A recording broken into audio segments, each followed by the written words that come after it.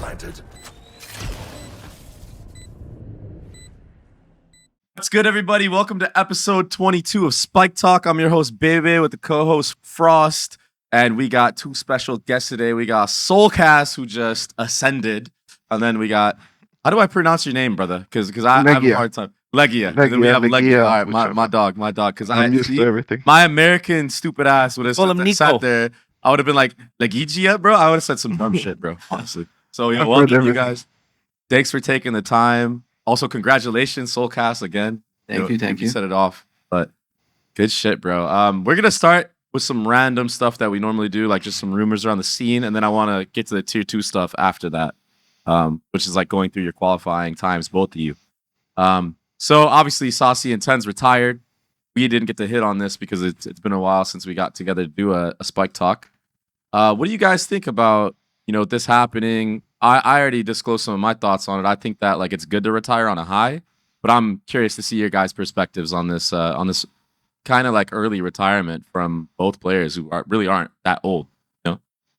Yeah, I mean, I think for Tenz it's kind of maybe like a given that it's like, I mean, in terms of like he's chill with the whole streaming thing. He can kind of do what he wants. If he wants to dabble a bit into pro, he can do that. If he wants to go back to streaming, he's kind of blessed. He's like one of those only players in the world, I think, that can kind of do that.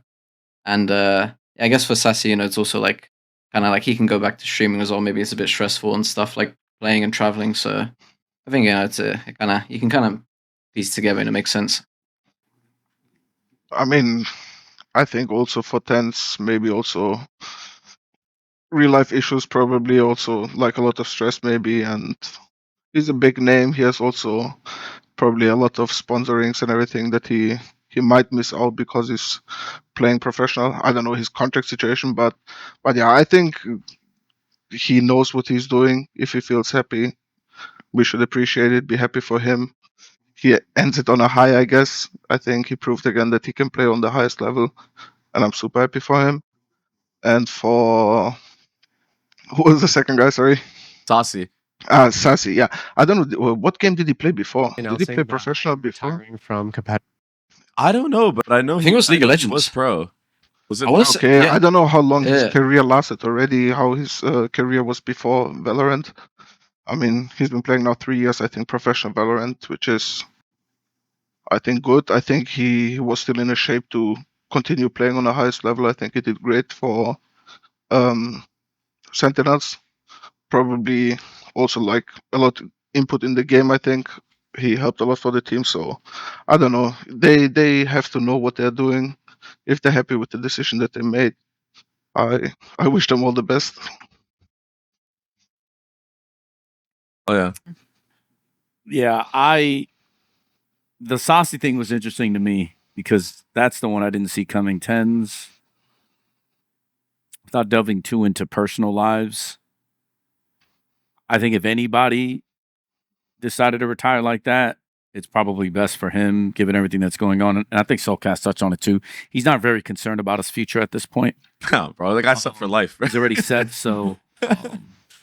He doesn't need to play. It's more just a competitive thing. And if other, as we get older, stuff happens, if there are other things that are taking priority in his life and he wants to focus on that, and his livelihood could still be maintained by doing something else that isn't as rigorous, I mean, God bless him. So, yeah, the Sacy one I was surprised by, but I was not surprised, by the way, by Sacy no longer being on Sentinels.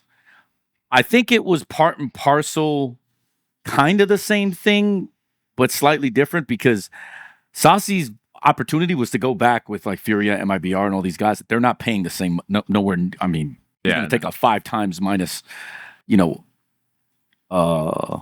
salary in order to play for those teams. Is it worth it for him? Is he going to do something else? That's sort of the thing. Like, is he going to transition to content creator? That's, I think, sort of the struggle there. It's the same thing, right? Like, he's got like, Sacy has like 10K viewers too. I mean, that's a lot. Yeah, I think he can stick to like streaming as well for a bit. Yeah, especially in Brazil, it's fine. Yep, and then especially with the way that scheduling is. I know we talked about this on some previous podcasts, but talking about what you said, Frost, about like the Tenz thing, it's like now he can actually have a life. Because the schedule, I mean, it was crazy for VCT. You're about to be in it, Soulcas. I mean, you were in it already, but the scheduling, I feel like it's even more brutal now, bro. You're in for it, brother. Yeah, I don't. For it. Like even already, from like the last time I was in like tier 1, it was already like, it was a lot. Like I'm basically like away from home for like the whole year basically, and like I don't get to really see many people, and it's just like constantly just playing and traveling, and it just gets really really exhausting. So yeah, it makes sense, especially it's like it's super super demanding. I mean, for me coming from Counter-Strike, this is like really not that much. I'll be really honest. Like it was way more intense in Counter-Strike when we played. You pretty much had tournament after tournament, so I'm kind of used to it. But I can see like with my players, the thing is in Valorant, I think like you have like always these 3-4 periods in the year where you really have to perform. And then it's like everybody all of a sudden gives like 150%, and all of a sudden they get drained and they don't enjoy the game as much as anymore. And I don't know. I think it's actually fair for the player, the amount that we have to play. I think they could maybe spread it a little bit longer. Yeah. So it's not like all in one. Yeah. Because you have to like really put so much time into it to change game plans, study so many teams. Like it's like I think very hard in like a very short span. I think for me, I don't like the lack of games and like how much each game is like worth, because I feel like if you like this year specifically, if you lost like 3 matches, you were done, bro. Like that's what it felt like. Yeah. It's like, to me, it doesn't make sense. At least in CS, like, okay, you bomb out of one tournament, you have like, a million others lined up. So yeah, it's more intense in CS, but I feel like the stakes in this game, it's like, dude, all of a sudden your fucking year's over in like 3 months. Yeah. What do? You know what I mean? For the rest of the time, you can't even like pick up players till October 7th, right? For the most part, when the contracts expire.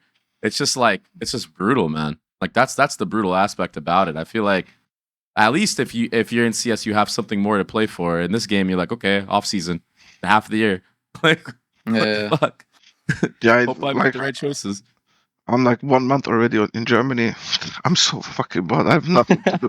I'm just watching all these Ascension tournaments. That's all I can do. And it's really like I'm not used to it.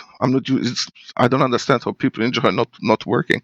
It's boring. Maybe I'm blessed because I enjoy the work that I do. Yeah. I hope everyone else does, but unfortunately, probably not everyone does. But yeah, it's very boring.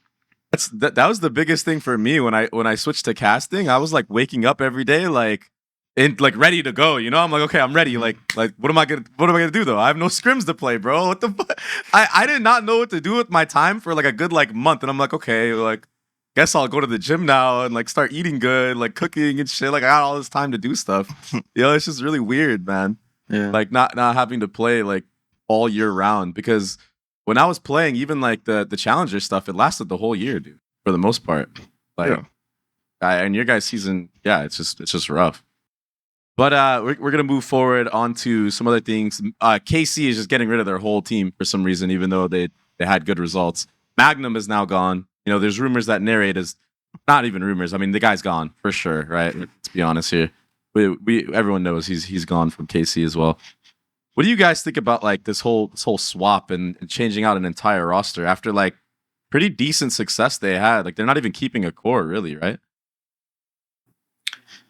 Yeah, I think from what I was seeing throughout the year, like I mean everyone was kind of saying like the same thing. It's like they relied a lot on like just heavy like set strats, and like once people kind of sussed them out and kind of saw what their plans were, and like it's like I think that's the reason why they were so good at the start of the season, because like no one knew like what was going to happen, like what they were going to bring to the server. And as soon as people saw what was going to happen, and like what type of playstyle they have, was just like full exec, just crazy comps.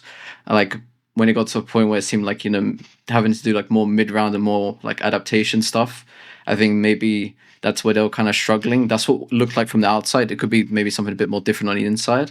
But yeah, I think kind of like changing the whole roster is kind of like a big shift. But I mean, if Narrate's going back home and then Magnum's being swapped in, they're probably going to try just revamp the whole roster, even though it was like pretty good. I think the thing is, like, just real quick, is TSM in NA was the same, and Eng was the coach of TSM. I think it might just be like how he likes the team to play, which is like, it's just odd. It's not the player's fault, you know. Like he kind of comes in, brings the structure where he has everything set. You know what I mean? Like that's all him, bro.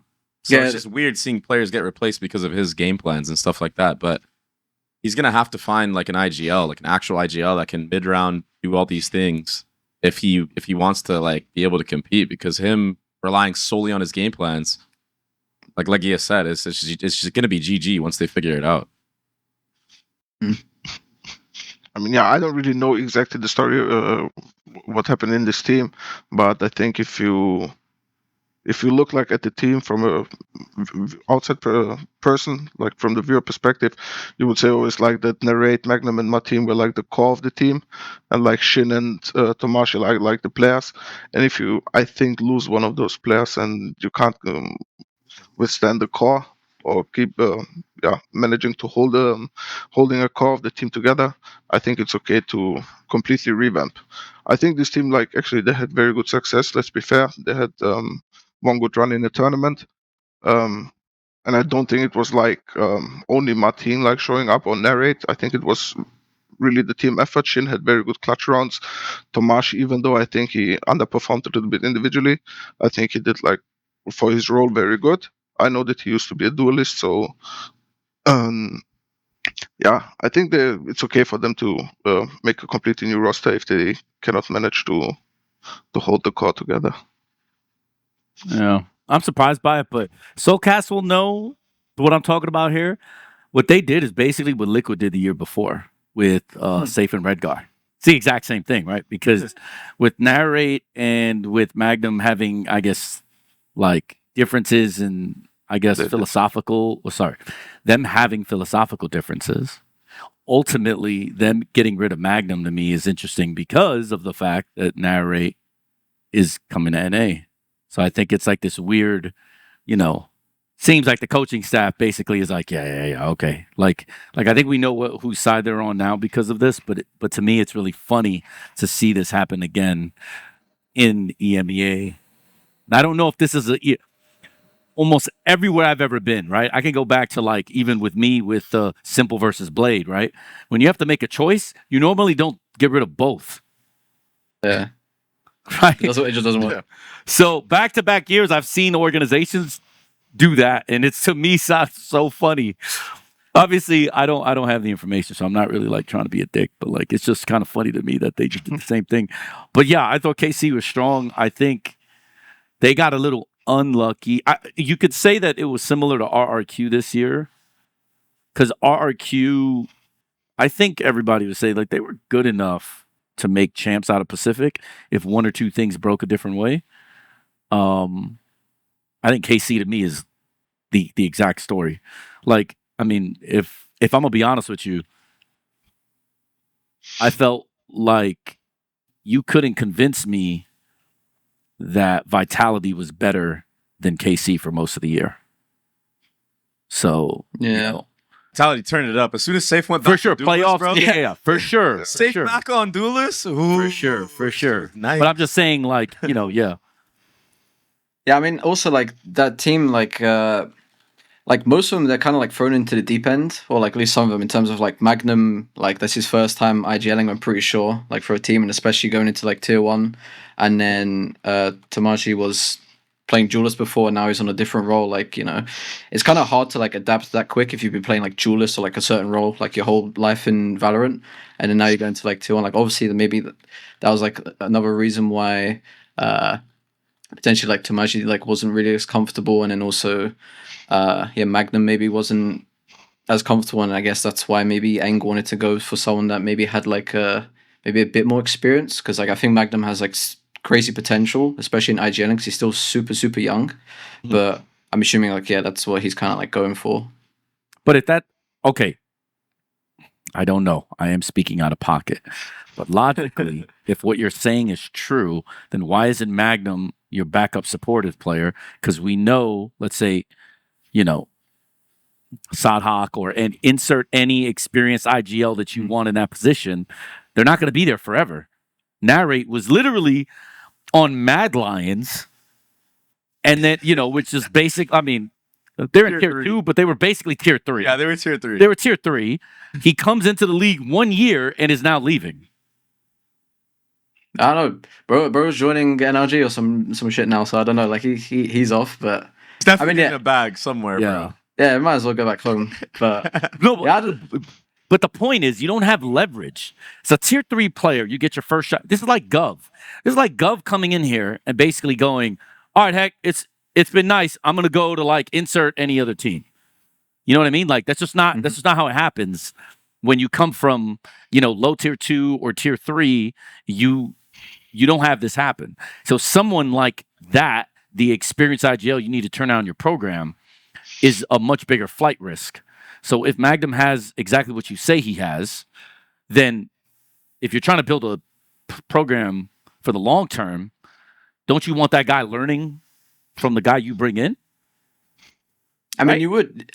Yeah, it just depends. Like, then what he's visioning for like the rest of the team. Like, if he'd want then someone else. Yeah. So it's like, I mean, who knows? We're just like, yeah, we'll see what happens. But yeah, we won't truly know. It's not it. We got the Koi tweet, saying that they're investing in winning culture. They're trying to like get out of tier F. Apparently, that's what they were calling themselves, tier F. I just don't even know like how they can like who are they even gonna get? Like this is just tough, bro. Because I feel like it is true. Like if I was an EMEA player and I had the opportunity to join like any of these teams, I'd probably want to join KC even before Koi. Like why would you want to join Koi? Have they replaced the entire roster? I think almost. I want to say maybe there's like 1 or 2 that's probably remaining. But yeah. I mean, considering how their year went, it's just so weird with these EMEA teams, bro. Like, I know Shadows is staying at least. Like that guy's unreal. Like that guy has to at least stay or join another team. I feel like in EMEA, it's like so close where it's like so good. They're hitting like the panic button a little bit, but maybe they don't need to. Just get some like better like star players. I feel like that's what these teams are missing is like star players or even more structure mid. But like most of EMEA all year long was really tight, and like a lot of these games, even with Koi, like if you look, there's a lot of 2-1s as well, where it was like close games, maybe could have gone their way, or like a couple maps that they could have had to make it go to map 3, even in their 2-0 losses. And it's just, I don't know, bro. All of the EMEA was close because I mean, even Giants, bro. Redgar was losing some games by a hair.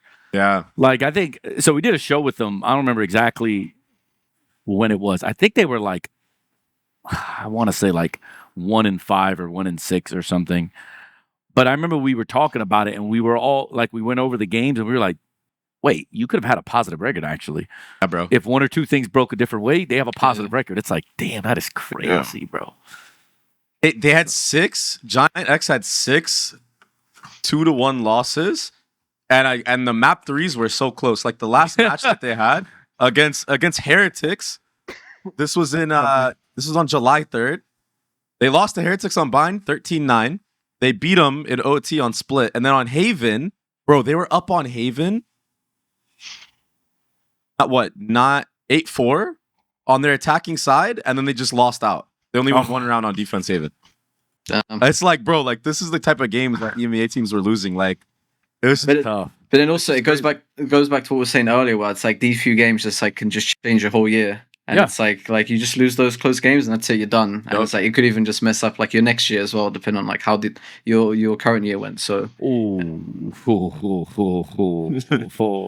what? I started to think about champs.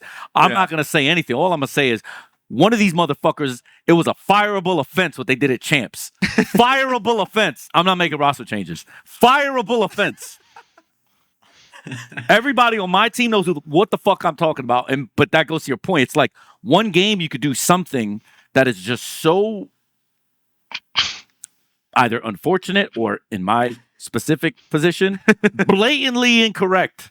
And it can literally just be the difference between, making a run and not. Right. So, it's that fucking close.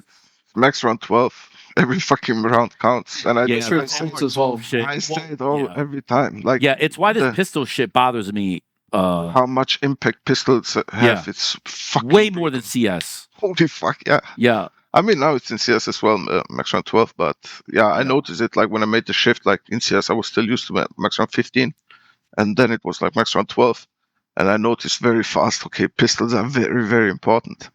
Even though I generally think like there is not much you can do unless in pistols, I feel like you just have to hit your bullets. It's RNG.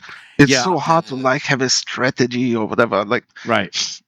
sometimes I feel like we even did like sometimes like contacting with 2 sheriffs, 3 sheriffs, because in it you just have to fucking kill it in pistols. and I you feel can- like there's no like executions, whatever. It's why, you know, I don't want to get too introspective on this. I'll just say 2 things about this. One, it's why Primi's value to us was even higher than normal.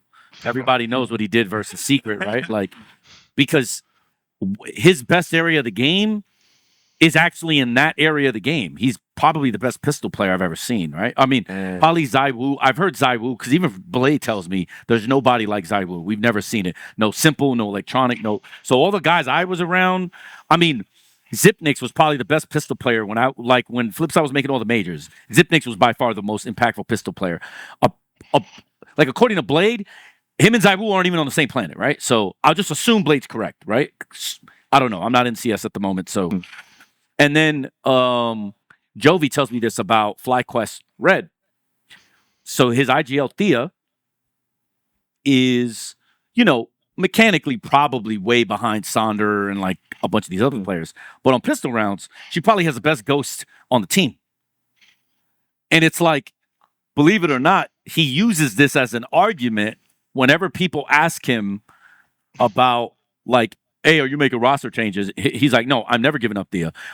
Obviously, aside from the IGL reason and them having great chemistry and her being a good IGL, one of the biggest reasons he uses is, dude, she's one of the best pistol players I have, and she's probably the best pistol player on GC. And when I hear that, I'm like, I've never heard anyone in Valorant, at least. You guys can correct me if I'm wrong. Have you ever heard somebody go to bat for somebody and go, yo, this guy's pistol round is legit? I haven't heard that yet. But I know Jovi's told me this about GC, and it's funny now to bring this circle or this back into this conversation and bring everything full circle. Pistols are this important. You actually have to prioritize someone's impact on pistol rounds if they are that different, which I would never have thought about in CS before. Yeah. I think it's because like the whole, I mean, it's just the whole idea where it's like someone on pistol can get like 3 kills a plant that's like, and you're already halfway to your ult eco round, and you've got your ult for the first buy round, and like you win bonus, and you just snowball the whole game. You're on attack, and it's already 5-0, and it's like the game's almost over already. Like, Right. It's like it's rough, especially on certain maps like Lotus, where it's just like the most snowball map with ult. You know, it's like you can just go into a site for free with ult, and you know the round's already like almost fully in your favor. So it's a bit scuffed sometimes. Yeah. I used to have my team buy me like a sheriff or buy me like a ghost or a frenzy when the frenzy was in meta, and I would just light armor, bro. That was like the best feeling as a duelist. Oh, that was so broke. The thing is, what's so weird about this game, and since we're putting it in the context of this conversation, think about how good sheriffs are compared to deagles in CS, right? And then think about how the stinger is still probably the best weapon in the game, and I've been saying this since 2021. Best weapon in the game. Bro, in terms of effectiveness, there is no better singular weapon for its cost. Jovi used to argue with me about the Marshall, and I will be honest, the Marshall is also cracked in that favor. No. But the Stinger, I still think the Stinger wins. But what I love... Sorry, No. Just think about how cheap those weapons are. Yeah. And how impactful they can be. Oh, that's facts, actually. And then think about why it's easy to get ecoed in Valorant, why everybody hates the randomness in the game. It starts there. And now they buffed the Ares this season, which I imagine is going to be the next problem. What I love is, I mean, I'm grateful for is that no one in EU actually uses stingers. Like, I actually can't remember the last time I died to a stinger in Prax or in rank. So, like, that's crazy, bro. It's so nice here because as soon as G2 came over here, like the first what was it, like they forced after they lost pistol, which got destroyed by stingers. That was the first time we played against them. Like, Jesus Christ! I'm like, thank God no one uses this in EU, because no one, I don't know. As soon as, like, I remember when we went to champs in LA and like everyone was just buying stingers, we were getting railed, bro, from like fucking 50 meters away. So Yeah. it's like I don't know, that gun's crazy. And also in EMEA, you guys are obsessed with light armor buys. Like that was like a whole fucking meta for a period of time where you're just buying like Vandal light armor, Phantom light armor. Bro, that stinger will shred you, dude. So we ain't been abused yet. Even long range, bro. No, that's the most tilting death. It's what made the old Immortals roster when we were playing against each other. That's what made that Immortal roster solid, is the fact that like they would just steal so many rounds back. Like Asuna, for instance. Asuna was the one that put me on to the stinger, right? So I'm not gonna take all credit like it was all me. Asuna was the one that pinpointed. I knew it was strong, but he's like, nah, this shit is like the best weapon. Like I was early on the Bucky. I never thought the stinger was as powerful as it was until I had Asuna. Then when you see Asuna and Dicey, then it was like, wait, and that gun was so much better than what it is now. Yeah. So just think about that in context. Like MR12, pistols matter way more. And then the cheap guns are often just as good in certain scenarios, obviously, as the main weapons. I mean, the Judge, bro, there were times where you would play Vanity on Cloud9 and you couldn't even get into B main on Ascent because he was just, we fucking sit there crouch with a Judge and it would just like dominate the whole thing. And you're just like, bro, what the fuck is this, man? So I just think it's very hard. They just want this game against these weak guns. They just want this game to be like exciting to watch, where it's like you can just buy any dog shit weapon and it just be like unreal, you know? It's like, yeah, I don't know. It's just like Comedy Gold on the server. Like they don't mind if a classic, they don't mind if a classic can like kill 3 people with full armor. Because like, wow, look, it's gonna be a big play, top 10 plays, you know, on YouTube. So they don't mind. They love it. Yeah, I think the Stinger is way more powerful than the Spectre.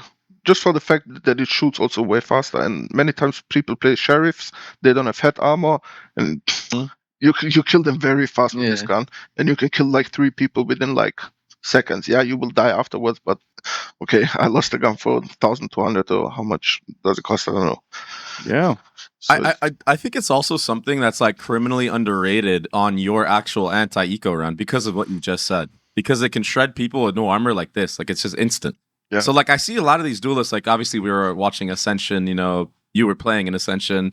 But I'm watching like specifically the NA one, and I'm noticing like a lot of the NA teams, or even just all the players in general, the duelists specifically like to buy Vandal light armor. And I'm like, bro, in my head, I'm like, dude, if you just buy the Stinger, okay, worst case scenario as a duelist, you entry in, you die, you don't give like a crazy Vandal away. And also, when these duelists buy the Vandal light armor, they're like hesitant to go in and create that space. And that allows you to get ecoed, right? Because if you're not doing your dash in or sliding in on Neon because you have a fucking Vandal light armor, no utility, maybe you don't even buy smokes because you can't afford it, like all of a sudden you have a chance to play close range against a classic that can like one pump you, even if you're full armor, let alone your light armor now. Like you're going to get fried. And then going into your actual bonus round, as the entry, the Stinger's a fucking great gun. And I just see so many teams throw their anti-eco rounds because they buy, you know, the Vandal light armor. I'm just going to call it out, bro. Specifically, TSM was doing this a lot. Like Sim was buying Vandal light armor so much, bro. And I think that's why, I don't know what the stats actually were, but it felt like TSM was the team that got ecoed the most throughout like the actual season and in the tournament. And what was it? Deagles. Yep. I mean, look, I've argued with my players about the Deagle buy, you know, and like all that stuff, but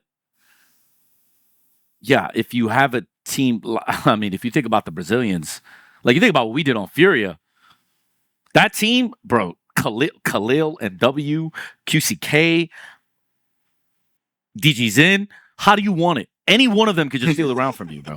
How do you want it? And it's like no money. It's 800 credits, and we might just win the round. And it's just, it's so good, bro. Yeah, no, to me, it's like I try and kind of like, I keep thinking about this, and I'm like, I don't know why people don't act like do it like it was in CS, where like you always have the front guy, which is a Mac 10, and just jump around and just clear angles and make space. You know, like in this game, it's kind of like, you know, people don't really do that as much. You know, they just kind of go Vandal and like, yeah, because you got, like you were saying, baby, it's like you got Vandal, you kind of like, you don't want to go in and lose the gun, you know. So it's like in CS, you just bunny hop around a corner and just like make space. So it's like it's a bit different in this game. Yeah. If you die, your stats on Valorant VLR will be bad, bro. Come on. That's another big issue. I got bait. I hate stat players, bro. Fireable offense. I swear. That's all I'm gonna say. I swear to God, though, some players are not even good enough to do that. I swear, that's my honest opinion. I agree. Not look. I don't want to make them sound stupid or whatever, but in some scenarios, you can do it so much better with so much more impact than in others. That's why I think like there's also a skill to that. When do I have to go around fast around the corner, just jump bro, in CS, sometimes God B would just take out the knife. He will jump around the corner. He knows there's an op, Yeah. and the other guy will just fucking one-shot it. Santaris picks around the corner. So, Bro, and Markelov it's- literally on Mirage T side apps, World Edit literally would have a fucking teammate jump knife out right side apartments, and then Gosha takes the fucking he takes the van angle super quick. And if Markelov died, we just charge it to the game. Like Yeah. so like that it's you just can't like some people are me guys, not we guys, and sometimes you got to break through that. Other times you just don't get the chance, or sometimes you just fire them. Unlucky. Also, I will notice also that it's in high intense games that people just don't think as fast sometimes. They just shut off a little bit, like when they know, okay, it's a hectic situation, they see a guy around the corner, they know he's close, they don't stay cool too often. Often, like, I think the pressure makes them do the mistake, I guess. They just don't keep cool often, I also think. I mean, I notice it I know my players understand the idea of it, but there's scenarios we could have done it much, much better. So, yeah. Yeah, definitely. Just to change topics a little bit, Ascend is pulling out of Valorant, so tier 2 is just getting absolutely murked. Soulcas, you're lucky you qualified this year, because I think next year is just going to be absolutely, just not fun to play in tier 2 for any region, in my opinion. But this is huge news because Ascend was like, honestly, one of the OG orgs in this game. And now they're like, the last one of those to pull out, which is like, fuck, man. Like, I guess TSM's still hanging around, but it's like... But they it's just did not pull the out. same. They just came back. Yeah, oh, they did pull out. You're right. Yeah. Yeah. But Ascend is a big one because I feel like they were fostering a lot of really good talent, and like they have a championship under their belt too as an org in this game. It's just like super sad to see tier 2 just getting shit on like this. Yeah, I mean, it's just like, I guess it's like, yeah, it's just super unsustainable. But I don't know if I read the title wrong, but I saw it was like they spent like 700K, but I don't know if that was like only 2 years or something. Mhm. But I'm like, was it 2 years they spent like that much, or Yeah. like, Yeah. but I don't know, I'm kind of shocked. 2 or 3. I'm kind of shocked. Like, I don't know how. I mean, yeah, maybe I don't know. Obviously, like, I don't know if it's like offices or some other stuff, but like, bro, 700K for 2 years for like, if you put in that kind of money, you kind of, yeah, you want like a superstar tier 2 team to make it if you're going all in. But yeah, I mean, I guess this is kind of like the trend that's been happening is going to keep happening, I think, in Valorant. Speaking of people leaving, the scene, we got Aspas leaving Leviatán, which is to me crazy, bro. This is so crazy, man. He got ownership Like- shares, no? You better have, bro. Does he? That's how the recruiting process went. Apparently, it was like an Australia situation. Now, Yeah, I would say it's like a shot, yeah. But it's just so odd. So like he just joins for. I mean, I guess he's just a genius then. Comes in. yeah. joins Now he wants to shares. come to APAC. And Yo, then he dips. LEGIJA, what's up, bro? You got a Is that spot, what's bro. going on? Is that what's You got a spot, bro. Well, Rambo signing taking in bonus. another import, bro? Wait, time out. Do you not want Aspas? I wouldn't mind Aspas. Yeah, spot. Yeah, you're right. My bad, bro. My bad. Who wouldn't mind Aspas? But the problem is, I'll can your take him. team handle it? Do you think your team could handle having a player like Aspas on it? Because, we talked to Ye and he said that, just with the stuff that he was going through, it was a lot of pressure for the guys. Bro, this team was dead. It was dead. It was that, very simple. And I tried 3 months before the season even started. Like the day we started practicing, it was dead. It was dead. And the wound just kept getting bigger and bigger and bigger, and all of a sudden we died. At one Well, point, we died. You know, it's funny It's brutal to because say. It's brutal to say. Like, yeah, and the problem is, it's not like people didn't care anything. Like, there was many people on the team who actually tried, like, to do the things better. It's very sad to say, and I don't know, put the blame on me. I don't want to put the blame on the players. I guess in the end, it's my job as a coach to somehow handle the situation. But yeah, I've never came across so many issues in my life in 12 years of professional gaming. Never had so many issues in a team, and I'm usually the guy who, like, that's my strength, keeping Fix it everything. together, like, be cool with everyone and make sure, like, that everyone enjoys the company with each other. I mean, you don't have to be best friends. Like, Crazy Guy and Scary never were best friends, but they made it work in game, and that's what matters in the end. Yeah. But it was unfixable, so yeah. But And Lev was the same though, because I know I was hearing, and I could obviously see it when I was in Korea. That team did not mess with each other. Actually, there was like little factions within it, but they still kept. They were still beating the shit out of people in NA. professional. They made top 4, yeah. So it's like I knew the roster didn't fuck with each other, but I didn't think it was this bad that you see all the splintering now afterwards. But like, yo, by the way, even at Champs, I never saw them together one time. Ever. Wow. They were never together. Ever. But I think if a team has like also you can start to see like factions and like groups kind of split apart. That's already it's like Yeah. the team's going down. It's like it's so bad and like it's just you do not want that.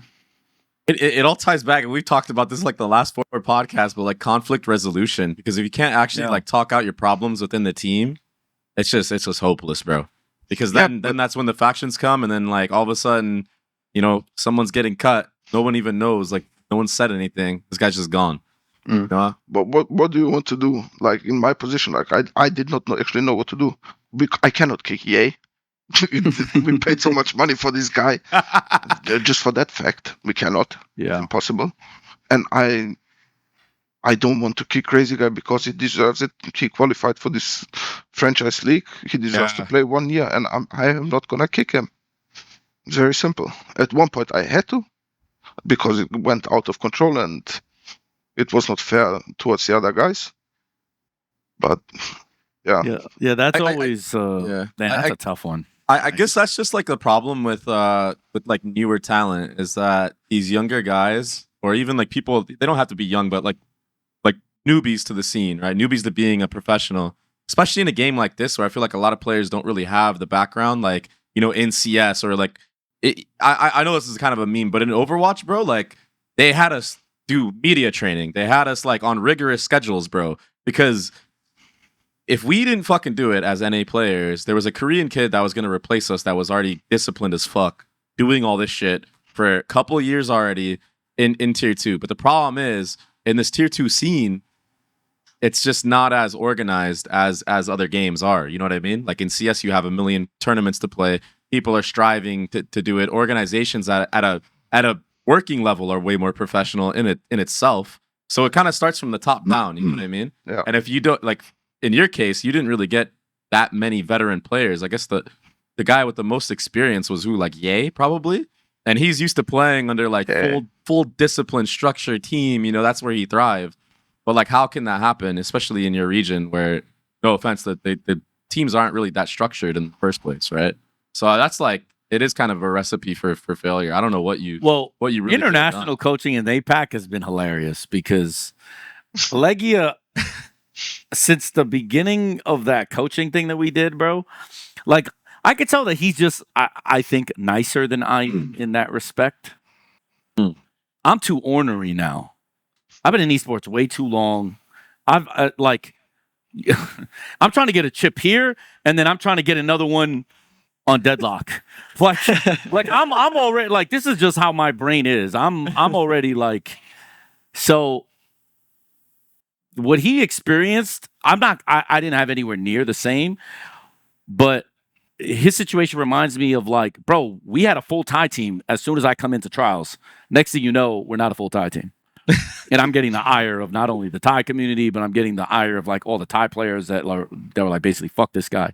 And it was just because like there is just such a stark difference, as you mentioned, between like what we do, or the, let's just say the tier 2 scene in North America and the tier 2 scene in APAC. I can only imagine the world of difference, because look how somebody like Narrate, look at all these tier 2 guys from NA that can proliferate across the league. EMEA, look at Governor in APAC, right? He has an ACS record in Valorant. No one even knows that because they don't even think about that, but he has an ACS record. He put that shit on secret his first game in. Right? Like, look at how they are in interviews, look how they are as teammates, and then look at it on the other side. It's actually like there's not just a difference, I think, in skill. Obviously, I think aim-wise, APAC is like... Oh, 100%. Right? APAC and China. But it's all the other intangibles that there's a big gap, right? Like, I'd argue EMEA is probably the most... I mean, I've been saying this forever. EMEA is the most sophisticated league among us in terms of, like, game IQ and interpersonal stuff, right? NA, you still have, like, the arguments, I'll just say, like, the temperament in NA is still very hot, right? Because American culture, right? Like, I don't want to say North American, the American culture, all the Americas. Because I'm from Latin America. We are not calm people, right? so it's so different, and there's no way for you to learn this other than going through the fire. And his situation, that's why I said, bro, I've been in esports 12 years. What the fuck? Because when I knew of LEGIJA and he's playing Flipside, he's on German teams. Italy Budich, bro. You know what I'm saying? Like, that's their love language, bro. It's not like the shit you see here. So, Yeah, here, bro, it's brutal here. It's different. It's got to be tough working with different personalities like that. Yeah, I think when we were building like Apeks, because like this was like, I don't want to say we, but like I know it's like the coaches, and then kind of when I was coming in, they kind of knew they wanted me, Molsey, and AvovA, and we were trying to find like the last 2 players. Like their main kind of goal, like the number 1 priority, was kind of in a way like vibes. Like obviously like you can factor in like skill and like how they communicate and like how they are, but like a lot of it was kind of just like, do we feel like these are going to be like kind of good people to work with? And like, because I remember we tried like a few players, and we can kind of like, it kind of felt like down the road there might be like some kind of like problems. But I remember, when we got Kayak, like he's just a super like down to earth, like humble guy. Like he never like, if you made a mistake, he's not gonna be like, it's like I didn't do a mistake, it was this or that. He wouldn't make an excuse, be like, yeah, I messed up here, and like. So I think for us also, like it worked out super well. Like we didn't like have like these factions split off. It was actually like a full year of just good kind of environment, and that's what we kind of wanted to have at the start of the year, and that's what we kind of managed to have at the end, which is like super kind of lucky like to have. How did you pronounce his name? Kayak, like kayak, like I'm yeah. I've always called him Kajak. Kajak, yeah. I thought that was his Probably name, get so that I'm lot. not even a cap. Okay, Yeah. kayak. I mean, that Kayak. makes sense, actually. Like Polish. All right, respect, bro. Yeah, that makes sense. I have a J at the end of my name, and it's pronounced Andre, so Oh. I can see that. But speaking of your team, so you made the roster with full vibes, and I mean, you guys only dropped 2 matches the whole year? Oh no, 3, because you played like an off-season LAN or something like that. That was like the beginning of the year. Yeah, that didn't exist. I mean, that's nutty, bro. What was it like going through that whole process? And like, who would you say was probably? I mean, obviously you had a 3-2 run in the finals, but who do you think like all year long was like the toughest team that you had to play against on Apeks? Like, who were you watching and you were like, oh, like these are the guys that are going to be our biggest competition? I mean, I think for me it was like, to be fair, like any of the Turkish teams that qualify to like the finals. Sure. Okay. Like it's always just like, bro, it's just a bloodbath when you go on a server with them. And like, especially with like the Pacific guys, like they're all young and they're just like, they have like 9 millisecond like reaction time. Like they kill, they kill you online. Like you're playing against them online in Turkish, like, they got 60 ping. Like it's crazy, like how fast they kill you. Because I think like, I mean, for us throughout the whole year, it was like, it was kind of hard for us to kind of improve because you find your like biggest weaknesses, and it's the easiest to improve when you play like, these officials and you lose, especially, and like you see things that you wouldn't normally see in practices. So like for us, it was kind of like hard to really improve throughout the year and like the splits, like playing in Polaris, because like we were kind of like the only like employed team in our league, you know. So there was like there was like one or two other teams, but like, you know, it was a bit difficult to you know get like really really good reps in official matches. So then yeah, when we got to like playing against teams from different regions, it was like definitely a bit of like a shock at first because we lost our first game, and then we learned like a lot. We kind of just like we kind of just learned a lot from that first game, and we I don't know, just went pretty well after that. So going into that final, bro, you lose the first map, you kind of get mollywopped, you know, on your map pick, bro. At what point, you know, were you ever like, oh shit, like, oh fuck, or like? I mean, I think it kind of was like an oh shit, like after Haven, because I remember we were up like some crazy number. Haven 13-11. 9-3. Yeah. I mean that was rough because I think for us, like, you know, it's kind of unfortunate where it was just like literally upper final and grand finals played on stage. Like in theory, like they had like a whole best of 5 to kind of get used to it. I was thinking maybe for us, we kind of had to have that one like first map to get used to the stage and just kind of how everything feels. And I think like after that, we go into our groove again. Because I think, like I wasn't like, maybe after Haven, I was a bit worried. But then when I was in Lotus, I for some reason like felt like pretty chill. Because I said to the guys, like throughout group stage of Ascension, like we literally went through like mental hell. Like we were like battle scarred mentally because like we had to make like these crazy comebacks. Like as Ascent, like we were like 12-6 down. We had like a deadlock comp on T side Ascent, so like it's a bit more difficult than like your normal KOs comps. So you know we had to make like crazy comebacks and like had to, you know, we've been through the trenches mentally, and we was kind of saying like if we put them in like a difficult spot. They're all young players, you know. They can't like 4 of them can't even play next year if they qualified. But like but it's like if they you know if we put them under pressure, I think like that's where we can like kind of come on top. And like I was just kind of just saying to the guys like, you know, it's not over, you know. It's like it's just like kind of what happened is what I was thinking was gonna happen. You know, when it came like really close, it was like the last map grand final. You know, the guy who wins this map is in tier 1. You know, I think that's when our kind of mental strength, I think, like took us over the line. I mean, and experience helps you a lot in these games. Mm-hmm. I mean, I've been last year there, and I remember how as a coach you can see like how different your teammates play, how different they handle situations. So many more mistakes than they usually do. People forgetting grenades. Like it's so different to play at this stage, I think, or for something that big or important. Yeah. I mean, it's the biggest thing you can achieve as a tier 2 player in Valorant. It's the biggest step you can achieve in general. So yeah, I think experience helps you a lot there, and I think that helped us also when we played Ascension. I mean, Scary and Crazy Guy played already on a pretty high level. Neff had also some experience also from CSGO, so I think it helps a lot. Yeah, for sure. Something else I want to talk to you about, soulcas, is like your choice of compositions, because you guys are like heavy on running like a Deadlock, and you have to play like tons of different characters. You and Kayak actually flex quite a bit. Obviously, Kayak is a duelist, and he plays like every single one of them, which is like pretty hard to find in a player. The fact that he could play like Raze, Jet, Neon, Yoru as well. I feel like usually you could only play like a really good duelist can only play like 3 of them.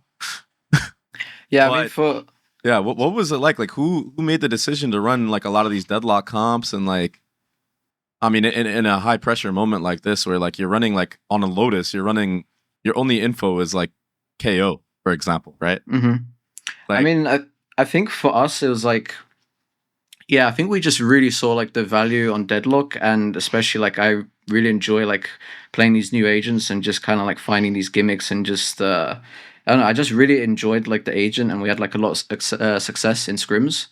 I remember like on Ascent, like if we start like, because Ascent was a map that we never wanted to like pick. We would just let it, like if they were going to pick it, then we would start defense, and we have like a Deadlock comp. So like we actually had like really, really good results on CT sides on scrims.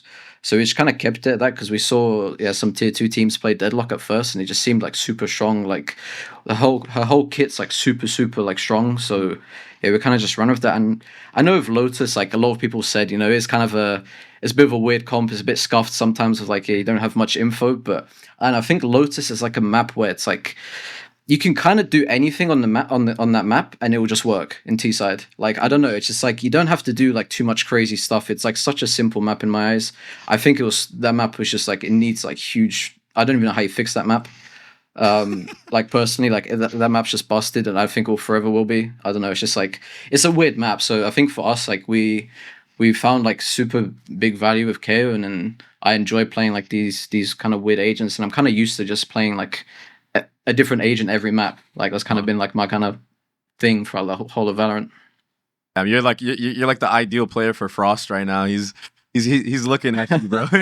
He's licking his chops. He's like, I've known about him for a long time. This is not the first time him and I have spoken, but I'm glad that even you recognize that flexibility can be very valuable, because I know a lot of players don't feel that way. Mm-hmm. So I think because I know also with Kayak, he didn't enjoy. I remember Neon. Like we wanted to play Neon on Lotus like a while ago, and like we tried, and like he just wasn't really enjoying it. And I think like after he got a lot of reps in, like he really enjoyed it, and like especially like he figured out like how to use the slide and stuff, and like I don't know, he just loves it now. It's his favorite agent. So yeah. This guy has like some of the highest ratings on every single duelist I've seen in the last 90 days, bro. That guy's crazy. That's ridiculous, bro. Do you think that running comps like this, do you think, because you called it a gimmick, do you think that you might get exposed in the actual league now that you're joining it? Or do you think it's going to be something that gives your team an advantage against these teams that are like, God squads with veterans on it, like, like Fnatic, Yeah, I mean, it's kind of hard to tell. Like, yeah, probably. I think it was like, you're obviously going to get punished a lot more in tier 1 versus like tier 2. Because like even when I watched some of our rounds back, I'm like, in theory, like we should have been probably like punished there, but like we kind of got away with it. But I think also, yeah, it's like some of these comps, yeah, they're a bit of a gimmick, but I think at the same time, you do have to kind of change how you play, like versus like your standard comp. And I just think like a character like Deadlock, like even if you know like what the agent's gonna do and like how they're gonna play it, like it's still just so annoying and irritating to play against. Like you've got 2 massive stuns, you've got like a sit down grenade, you've got an ult that just like basically gets a free kill if you kind of know how to use it. So I think her kit's like pretty busted. Like I think you just have to kind of know how to use it, and your team has to kind of know how to play around it as well, because it is a bit different having a Deadlock on your team. But I think it's good for you guys coming up if you like keep continuing playing like this. Not weird comms, like non-meta comms, I would say.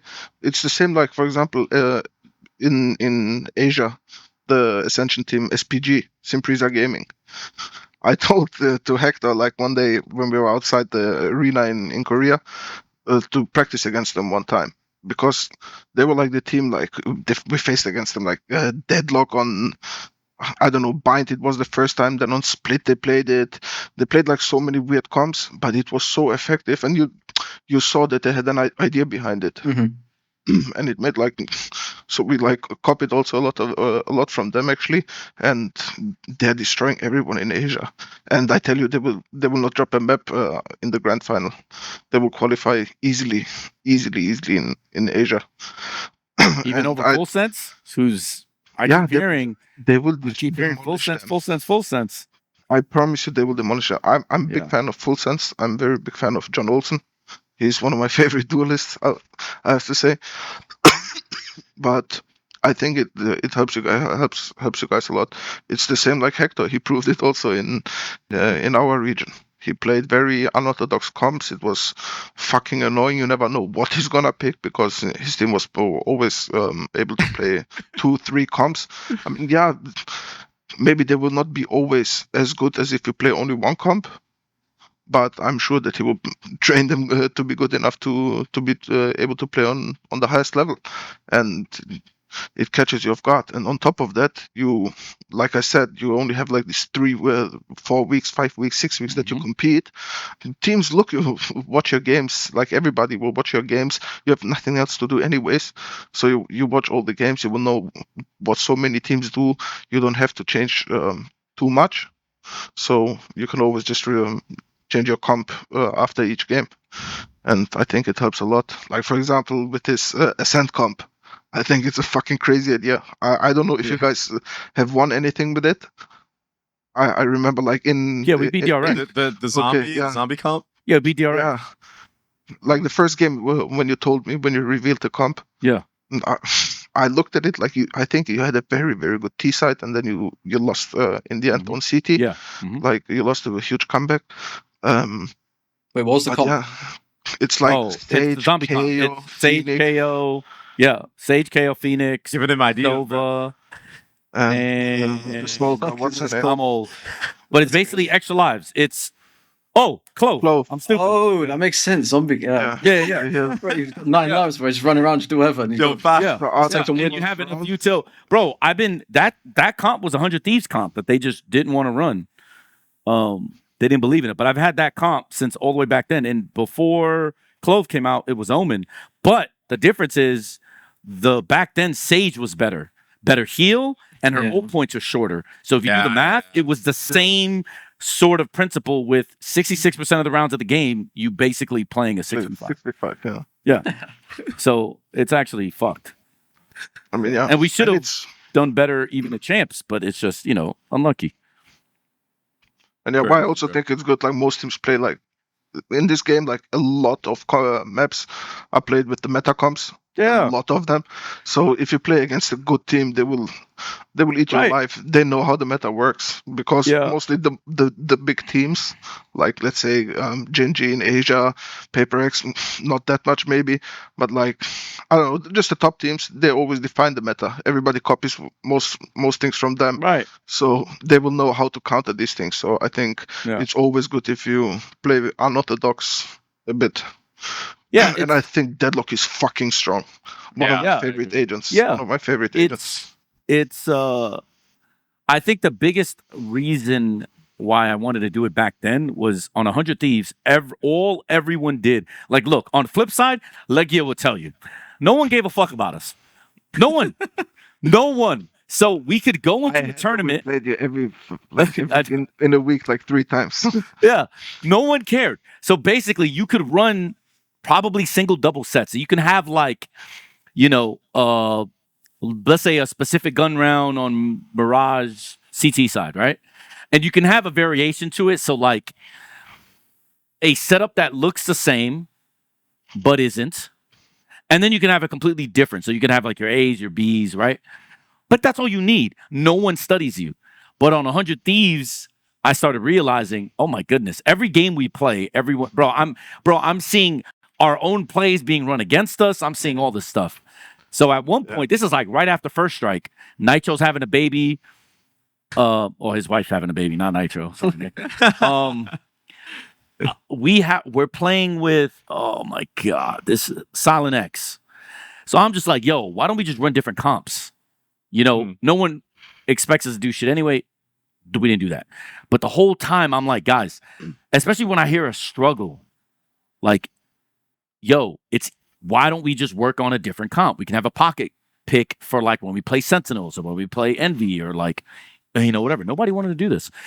And the thing I still find so weird about it is he kind of just said it. If a team is better than you and they're running a meta comp, the argument that, like, you're gonna outplay them on the same comp, on a mirror comp, that you have a better chance doing that than doing something different, to me just doesn't stick. Like, if you're better, you play safer because you're better. Odds are you will persevere. The reason why you have to take so many risks as the underdog is because of the fact that, all things considered equal, you don't have advantage. But, like, the zombie comp, to me, the zombie comp is a hard counter to the meta comp. Why? Because of tempo. Because the meta comp is pretty good at 3-2s with, like, util watching middle, or basically soft corners, heavy mid fight, 2 2 market, 1 cat, or 2 cat, 1 market, or whatever. Okay, cool. But with that, you don't care about trading. So I don't give a fuck if I'm running into 3 of your people. I'll just trade. As long as I trade evenly and use an ult, now I'm going to 3v2 post plant. Good luck. Mm-hmm. And on defense, it's the same shit. Oh, okay, you want to sit back sight? Okay, cool. You killed someone by switch? Yo, okay, look what I'm going to do. I'm going to res. Oh, you want to spam him? You're going to get swung stairs. You don't spam him? 3v2 post plant or 3v2 retake now. Like it's kind of weird that it takes so long to convince people to do things that to me is so fucking painfully obvious. Because, like, a small example, but it's not a true one-on-one, but in Rocket League, teams change kickoffs, right? So the game structures kickoffs and you have patterns based on the kickoffs. It's kind of randomized where your positions are, but based on whose position, like, you basically structure who's going to hit the ball, right? So sometimes you'd have two people going for the ball, but only one of them hit it. So it looks like, let's say the first guy's going to hit it, right? But he jumps over at the last second, and then the other guy goes under. So there's like mind games there.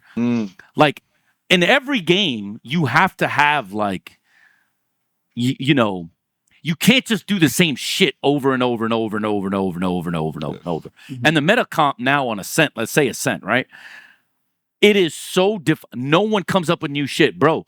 Our team this year used DRX, which they were using in 2021 on Vision Strikers. But to be fair, it's a very solid comp.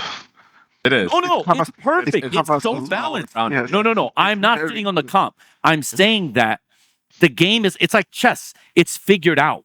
We know what the best B holds are, A holds are. We know if you want to take a main control, what's the best way to do it with the most amount of util? What's like the safest? What's the cheapest way to do it with the least amount of util? We already know sort of like, oh, if they're going to mid-fight, a flash is going to come out here.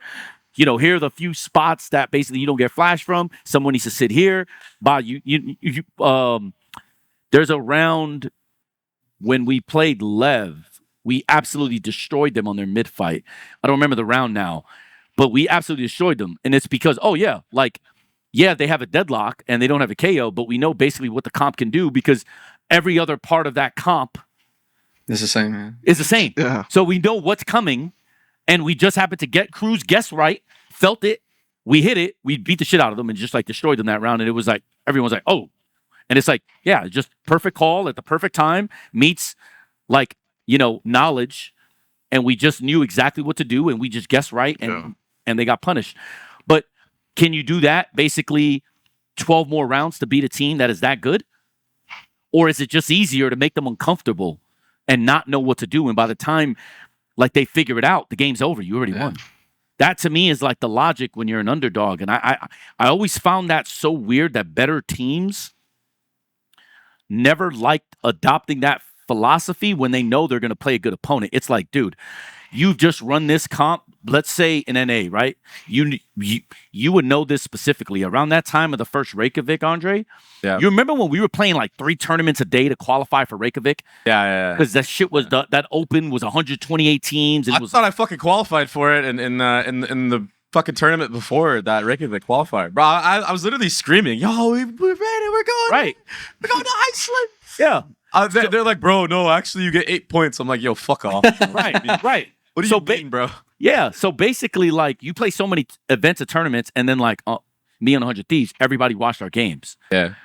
Isn't it nice when you know you're playing against somebody you have to actually really, you know, go all out for, like a Sentinels and, like, an Optic at the time, or Envy at that time? Wouldn't it be nice to have like what we did against everybody all year? Like, look what we did against Lev. We ran the Neon Yoru. Wouldn't it be nice to have a comp like that to be able to like, hey, look, we're going to meet this team later. We're only going to prep this for this team. When we get there, instead of running the standard comp, we're going to run this. This gives us a heavy advantage. Instead, you know what we would rather do? VOD review their game, VOD review our game, talk about what we're going to do differently, blah, blah, blah, blah, blah, blah. Now we're uncomfortable. We have limited practice. And it was just like, man, I just don't like crapshoots. And to me, it feels like players, or most of the players I've been around, because by the way, even Talon wasn't like this. They didn't like all these comps at first. Gov has been very open, saying he thought I was a crackhead. Like, Gov has straight up already said, he said it on our thing. He's like, man, I thought Hector was a crackhead, bro. But he turns out to be right, because no one's ready for this. And, you know, it's like, that's what I think Valorant is. But this is what I don't think people believe it is when they play. Because I think players, and I'm not a player, so I empathize with their situation, because I was a Dota player that just, you know, I adopted FPS because of stuff at Flipside, right? And I learned from Markeloff and Blade. So I had like the best lesson available, because Blade is still now considered the GOAT coach. I didn't know that 2014. I had no idea who he was. I just knew he knew more, and I just shut the fuck up and listened. But now it's like, if we're going to be like completely honest about the way that everything is, Valorant has 5 characters with 4 abilities, right? If you think about the amount of permutations and differences that can be, right? And now you add on all the different agents and all that stuff. Why do we want to continue running the same comps on the same map just because everyone else is? At the very least, I hope what we did this year and what other teams have done, Apeks is doing, like, show that you could play something off meta and you can do it in an important situation and it can work. Yeah. Because to me, that's Valorant. Yeah. So, like, I think this then also, like, actually goes back to how every match fully matters. I think also some teams are just, like, kind of scared to, like, you know, like, obviously you get time to, like, kind of, like, let's say off season, but let's say it's, like, middle of the season, you know, and, like, yeah, everyone's playing their games. Like, you kind of, I know some teams probably, like, they kind of don't want to go all out and risk it too much, and like they want to play like a bit more safer, what's proven, you know, what's well rounded, because then also it's like sometimes you could have like an off meta comp and it can catch people off guard, but then also some teams, like, they could just, I don't know, you could just get then abused because like you don't have like the full well-rounded comp, and then somehow you'll get exploited, and then, you know, teams are maybe like kind of worried because, you know, if you lose your next game, you know, your game after, and you kind of, your morale's a bit down, you know, it could be like a snowball effect, and then you know, that's like your split kind of done for. I but that's where game plan comes in, right? Yeah. Because of course. I think to if it doesn't work, it doesn't work. To your point though, Hector, about how you're saying you're surprised that teams that are like higher level don't do this. I think you're right. Like, they should do it because they've been playing together for so long that at any moment they could probably go back and play the normal shit anyway. Yeah. So like, eventually, why not start? Yeah. Because like. And just to soulcas's point, he's right. Like, a team that's new together, like, you don't have as much time to implement like a wonky comp. But if you've already been playing together for like a couple of years, 2-3 years, you already have like all the foundation built. Like, you already have like your fundamentals down. They should, like, teams should start experimenting more to catch out other good teams. You're right. I mean, brother, we are the look. I'll be honest. We are supposed to be like the best teams in the world with the best players possible, right? Yeah. You have, if you're a fucking professional, you should be able to fucking play 3 or 4, 5 different champs. If not, what the fuck are you doing? Right. Yeah.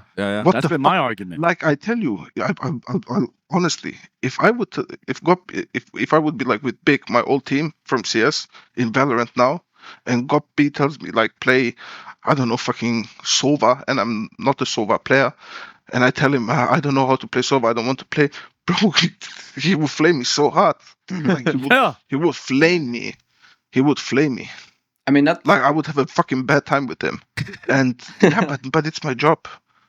And it's the same thing. Like, also, I get very sad every time I see like these young players when they look for a team and they only write LFT and then they type like comfortable on Omen, Astra, and Brimstone. They got like a tier list of like their favorite. If I read that, how do I even consider you? I mean, how do I even consider you? I mean, for us, like, I remember like when we were playing like certain comps, like we literally said, like, you know, worst case, if it doesn't work out, we just go back to a comp that we've been playing, that everyone's been playing for like 3 years, you know? Yeah. It's like, it's not hard to go back to the default Ascent comp. Like, everyone knows basically every strat that exists most of the time. Exactly. And like worst case, like if our Deadlock wasn't going to work, like just before we started our first official with it, like, oh, we'll just go back to cked, like, no problem. And it's not really big change. Could Yeah, you I mean- imagine a team like that? Imagine like who's like a really solid team. Like imagine like Prime NRG, bro. They're going up against Loud. They know everything that Loud does. And they had Frost, who was like switching up the comps consistently against Loud in that series in the final where they lost. I Bro. mean, it's just crazy. It's my Even if biggest. you- It's my biggest frustration with the guys because you know this, bro. So obviously we had leads in the games that we played. We just threw. I mean, 3 5v3s in a row is insane, right? But that's fine. But if we made it out, we had a different comp ready for every stage. If Yeah. I made a best of 5 against anyone, we had 5 comps ready on every map that we weren't touching until we made finals. And they were like, it's not like we're like masochists though. Like, but let me be clear. We're taking concepts from stuff you've seen. Like, I'll give you a small example. Like a Lotus. We had a Neon Cypher, but the parts are different now. It's not the Neon Cypher that we were running earlier in the year. We had a variation. We had variations on all these maps. Right? Like we had a Cypher Deadlock on Bind. Right? So we were going to do that at some point. Right? Damn, I can't say too much, but Yeah. the Haven shit, we brought out Neon ISO. Let me tell you one. I have an even nastier comp than that. We were going to run that too. I think the unfortunate thing for us was that obviously we were not good enough to make it and to show it, but I feel like, you know, Heretics and their flexibility, Mhm. I think is going to open up people's minds and perceptions on this. Because the truth is, my biggest regret, obviously, is the fact that, like, I think that's the way Valorant should be played. I think Valorant should be played like a MOBA. I don't think it should be like, yo, I'm going to run the same comp for 9 months, and I'm just going to be so perfect at my protocols. I think that's a CS mindset. I think it's, what do you want to do? What do you think your game plan is going to be? What characters are you picking? I'm just going to counter the fuck out of you every time I play you. It's I hard to have have to say a it's squad like also- that. Like, Yeah. I have to say also that the agents are not well balanced enough. Also, I think there is agents that are just really not good enough to be played on certain maps. Like I think, for example, KO is way superior than, for example, like a Breach on Ascend, for example. Mhm. That's why I think like that might also be like part of it why the meta is so stale and not that many comps are seen. Like for example, Astra. If I have an Astra, I could fucking play so many different other agents together with the Astra than I have, like for example, with the Omen. Astra Breach, for example, is a good combination. Stun into pull. It's always a good thing to have. Maybe that's why like you don't play Breach on that map, because you play Omen on this map. So I think also I like what Hector just said, to play it like a MOBA, but I think we also don't have enough agents for that yet. Maybe. Like for example, like for an operator role, you don't really have that many agents. You have 2 agents, maybe Chamber. Fair. You have Jet. You could do operator with Neon, but most effective, everyone agrees, I think, is Chamber and Jet. So I Yeah. think that's also. But a I'll small give you issue like a with that. small example. We started season or kickoff plus early part of season 1, as you know, because we played you first. Yeah. With Fanatics comp on Lotus, right? Then we did the No. Neon. You guys Yeah. had Neon, no?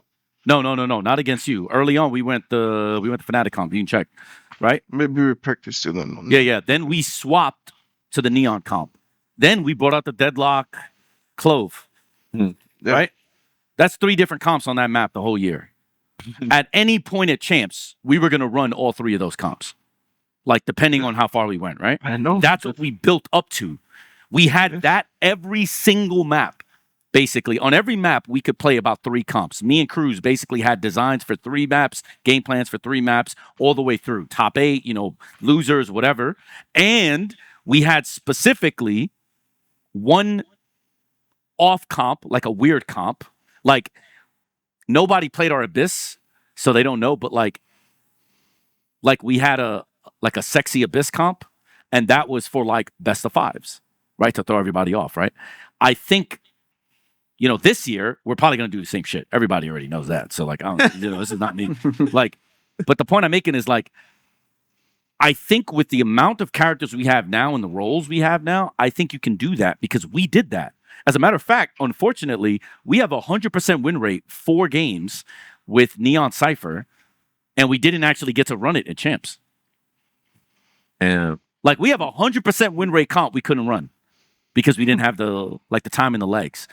But we also had like the Deadlock and Clove one where we beat Secret on it, like right, like we qualified in important stages with that comp. And that's the comp that we ultimately were running at Champs. But like, I think it is possible. I don't think what we did last year was special. I think ultimately that is Valorant. I think that is what the game really is. I think what we've turned it into is like comfort for mechanics. yeah, If that makes sense. Yeah, because like I was gonna say, like to kind of be like a devil's advocate, like a wise man once said, you get shot, you die in Valorant. Because sometimes it is kind of like Right. some guy can you can have like a crazy like off meta comp or something, and some guy can just run up and get like a double entry, and then he gets an ult for next round, and it kind of snowballs. Because at the same time, Yep. like if some people are feeling it on mechanics, sometimes comps doesn't even matter. You can just do whatever, and it will just still work. 'Cause you'll just outfrag them. But it's It's kind also of the thing. Oh, sorry. Keep going. I was going to finish and just say it's kind of like a nice balance, I guess. Sometimes it's not fully like like a full on like like Deadlock, like the game Deadlock, where it's like it's just full like MOBA. Right. It's like you've got a bit of mechanics as well. Yeah. Which is interesting because I've said Deadlock the game is 80% MOBA, 20% shooter. Yeah, Valorant I agree. is 80% shooter, tactical FPS, 20% MOBA. Yeah. Because You bro, have the like exact flip. because like I'm trying to play like Deadlock right now. When it gets past like mid game, I get lost with like all the items and like everything. Yep. Like I just don't know anything. Like I can't shoot anymore. Like early game, it's nice because I can just 1v1 shoot. I'm chilling. As soon as it gets to late game, like I don't have a fucking scoop what's going on now. Most Yeah. frustrating game I think I Yeah. played. Like, Like- I'll be 4-0 in lane, and it just does not matter in the mid game or late game. Yeah, I look up and he's got like 5k more souls than me, out of nowhere, and he's 0 and 5, and I've got like I don't know. I swear, bro. Like There's that game's- some tuning they're gonna do in that game though. For And the urn is fucking broken, man. It spawns way too fast. Yeah, What the for sure. if you start snowballing and you run the urn, bro, it's GG. Yeah. Yeah. Actually, but all right, we'll move on to Ascension China. I think it's pronounced Jilai. They qualified, and we talked a little bit about this like when we weren't live. It's just kind of weird that in Ascension you can have two stand-ins. Well, I don't want to call them stand-ins. You can have 2 imports, right? But then when you qualify to VCT, you can only have 1. So Yeah. like this team qualifies with 2 Russian players. Only one's gonna be able to make it through. I like hopefully the other guy makes it into the league, but like everyone deserves to make it into the league. If you, Yeah, that was a Dude, huge you It was mistake. known before, though. spent Yeah, a yeah. whole year Yeah, playing it's with still this trouble. fucking team, and It you was can't known make it. before. Like when they signed him, he knew. Like there was the agreement. If they qualify for it, Yeah, it's very sad, but it's just as stupid with the rule. Like it shouldn't even be a you can rule. play Ascension with 16 years old. Yeah, I was just gonna say the same thing. It's like it's the same thing in EMEA where it's like if they won, like the whole team can't even play. Yeah. So it's like it's just like these. I don't know. What do you think Riot would have done if you I- lost? Bro, I don't know. Actually, I feel like it would have been like a PR like shit show. Like I actually Great don't know. question. Yeah, you guys winning bailed them the fuck We out. saved them. Yeah, I don't know. She give us a bonus as well for that, but And I thought you were losing Haven, so I don't know what the fuck happened there. yeah. With Because juice. you got ecoed, right? I'm pretty sure you won pistol and you got ecoed. Was that the map? You won pistol, got ecoed, and they started shitting on you. Bro, it was like a blow. I mean, yeah, basically. No, I think we just lost pistol. And we just lost like outright like 7 rounds in a row. Yeah, on yeah, Haven. yeah. So I was like, oh, they're cooked. GG. Yeah, we kind of felt like we were cooked a bit. Yeah. But yeah, that's Yeah. that's crazy. I mean, I don't know. I will say this though. Okay, Russians might be the exception because Russians and mechanics, I mean, LEGIJA knows he's Crazy. basically lifelong CSer. They're just born to do this. Like, Yeah. so mechanics, you got to stay away from, in my opinion, Brazil and Russia. Bro, it's the same in Deadlock And now. Turkey. Yeah, The moment you have a Russian and in your Turkey. team, I'm fucking happy. right. But China or the East, the Far East, incredible mechanics. The fact that they had 2 Russians tells me it's a game IQ thing. It's not a mechanics thing. It was really best player for position, not like, anything else. That to me is what kind of makes it sad, is that, and this is not, we scrimmed at him a lot, so maybe I can be a little bit biased, but I wasn't aware of the rule that you could play with as many foreigners as possible before the tournament, but I definitely think that's grief. Now that I doesn't make sense, man. It just doesn't make sense. Actually, Like, I think that's grief. So I could build a whole squad of NA players, go play over there, qualify. Only one makes it through, bro. Thank you guys. Thanks for playing with me, bro. I'm only Yeah, I think that was very interesting, and I'm not exactly sure what happened there, but so odd. Fade, former secret coach, he was there when I was GM. Then I had to hire Warbirds because, unlucky. Sorry, Fade. But he was the coach, so I'm happy to. By the way, just so you guys know, Fade is the first person to run Deadlock on a map. His team, Nip, in China, ran it on Ascent. Yeah. Ascent, Yeah. So they are the reason why we picked up at Talon Deadlock early, because I started to see like, oh, this shit's really good. Let me try. Bro, that nade is unbelievable, bro. Oh yeah, the nade is OP as fuck. I mean, yeah. So I'm happy that he made it in the league, and I'm happy that he went to China to big it. I never heard of G-Li Gaming in my life.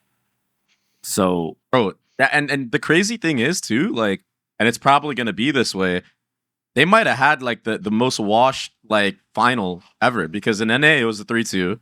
EMEA was a 3-2. Oh yeah. Apeks looks like a slugfest, bro. Real shit, bro. They beat them like 13-5, I think, 3 maps in a row. If I remember correctly. Like, I was watching. Can you imagine qualifying in the league in this fashion, bro? That's like bro. That's got to be the best feeling as a player, bro. You're like, this shit was easy, bro. Shit was easy. Yeah, but now they get can. Still can't believe EDG won, but it's a great conversation. They even lost to them. But now they get can. Good luck. I'm gonna save that. I'm gonna save a question for last, and it's gonna be about EDG. Yeah. But all right, so we know who won China. Obviously, you won EMEA, and this was congrats again. This was like probably shocking to everybody. Wasn't too shocking to me, but like just because I know that like the Spike guy is one of the best Neon players I've ever seen in my life. He's absolutely insane. But 2G takes down M80, and I mean, this is crazy because M80 has been a project trying to win this for 2 years in a row. Yeah. And I mean, this was their event to win, bro. Let's be honest, right? Like, they should have won this event. I'm kind of not surprised, though, to be fair, because 2G came to EU and we're basically like scrim partners. Really? Yeah. Like, we pranked them a lot. in EU? Yeah. Wow, I did not know that. That's sick. So, like, we scrimmed them a lot. And like we did like performance days, and like I remember like I think like they never even done like performance days before, where it's like we play like full like first to 13, like type of stuff, and like they're kind of new to that, and like, oh, it's pretty sick, and we did that, and it was like, like their Sunset, like I swear I've never played any other team like them on Sunset. Like they are the best. Like we thought our Sunset was really good, but bro, like they destroyed us on that map, and like I saw like they destroyed everyone else. Like I don't know what's with them and Sunset, but it's so good. But like especially like some of their players, bro, like mechanically, like they're super insane with the sheriffs as well. Like they I don't know, just have it all. Especially like I can't remember who plays Neon. I forgot his name, but like Spike. Yeah, Spike. I don't know. He's unreal, bro. It's like you just never played anything like it before, and like it's kind of nice to have like a different like a team from a different region come and like you get a chance to scrim with them. So I guess the scrim partners worked out. We both got into tier 1, I guess. Wait, that's actually insane. You're right, and it was both in BO3s too. But theirs was crazy because they're down 2-1. They just got 13-8'd on Abyss, which is their map pick, and then they just run through it. It was so insane. And like also, big shout out to that Silence guy. He's crazy, bro. Like he just like plays Cypher, plays Jet. He was an ISO in this game at some point. No, but still flexible, bro. It's crazy. They have some really flexible players, bro. Like I'm telling you, like QCK got a lot of shit, I guess, this season for being a duelist, which frankly, I thought he did fine. I think they hit the panic button. We talked about that. I don't know, episode 6 or 7 or something. But that kid on Sentinel, bro, Quick is so fucking smart, bro, and he's so good. Didn't have enough. We didn't have. I mean, I got fired mid-season, and then they basically didn't win another game. Unlucky. But that kid is incredible. This guy went from like another role to Sentinel, next season Duelist. Like MW Zera goes from Duelist to Sova to Duelist. Now is going back to Initiator. I'm telling you, man, these guys, like Brazil they're different for that reason. Like they don't have the leadership qualities, which is the biggest reason why they struggle as a region.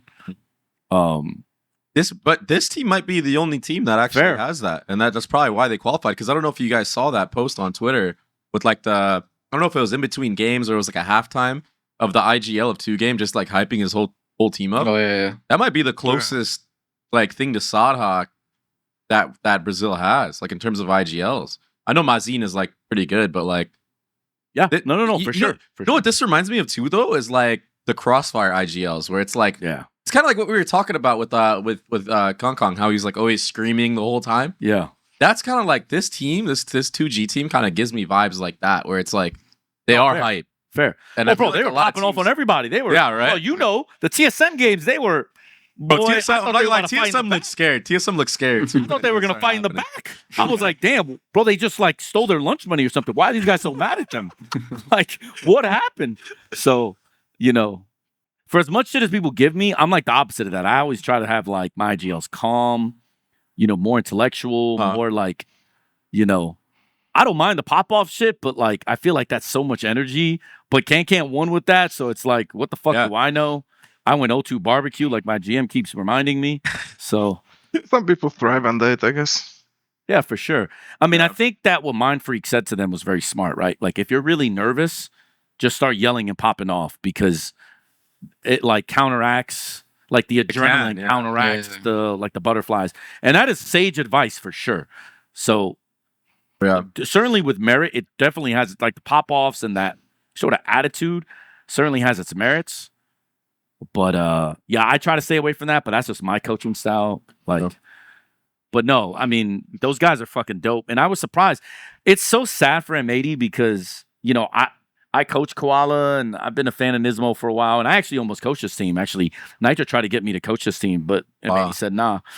I wanted them to go through, especially Net, you know, with what happened to him at G2, him coming back. I was sad. And now they hear that the org is done. Because Marco's been, you know, funding it for 2 years. It's basically the same shit that happened in EMEA with Ascend happened in NA with M80. I was shocked that DSG said that they were going to go for another year. I thought Toast is going to pull out too. That would have been all 3 regions. People were pulling out, like the biggest orgs are pulling out. But that didn't happen. But you know. There's no real incentive to get in either. Like so here's the next question. They're like, what's gonna happen with 2G now? Because it costs money to get into the league. Like everyone thinks, oh, you win and you're just in. But it's not like that. Like the organization has to front money to get in. You just won the spot, like in order to get in.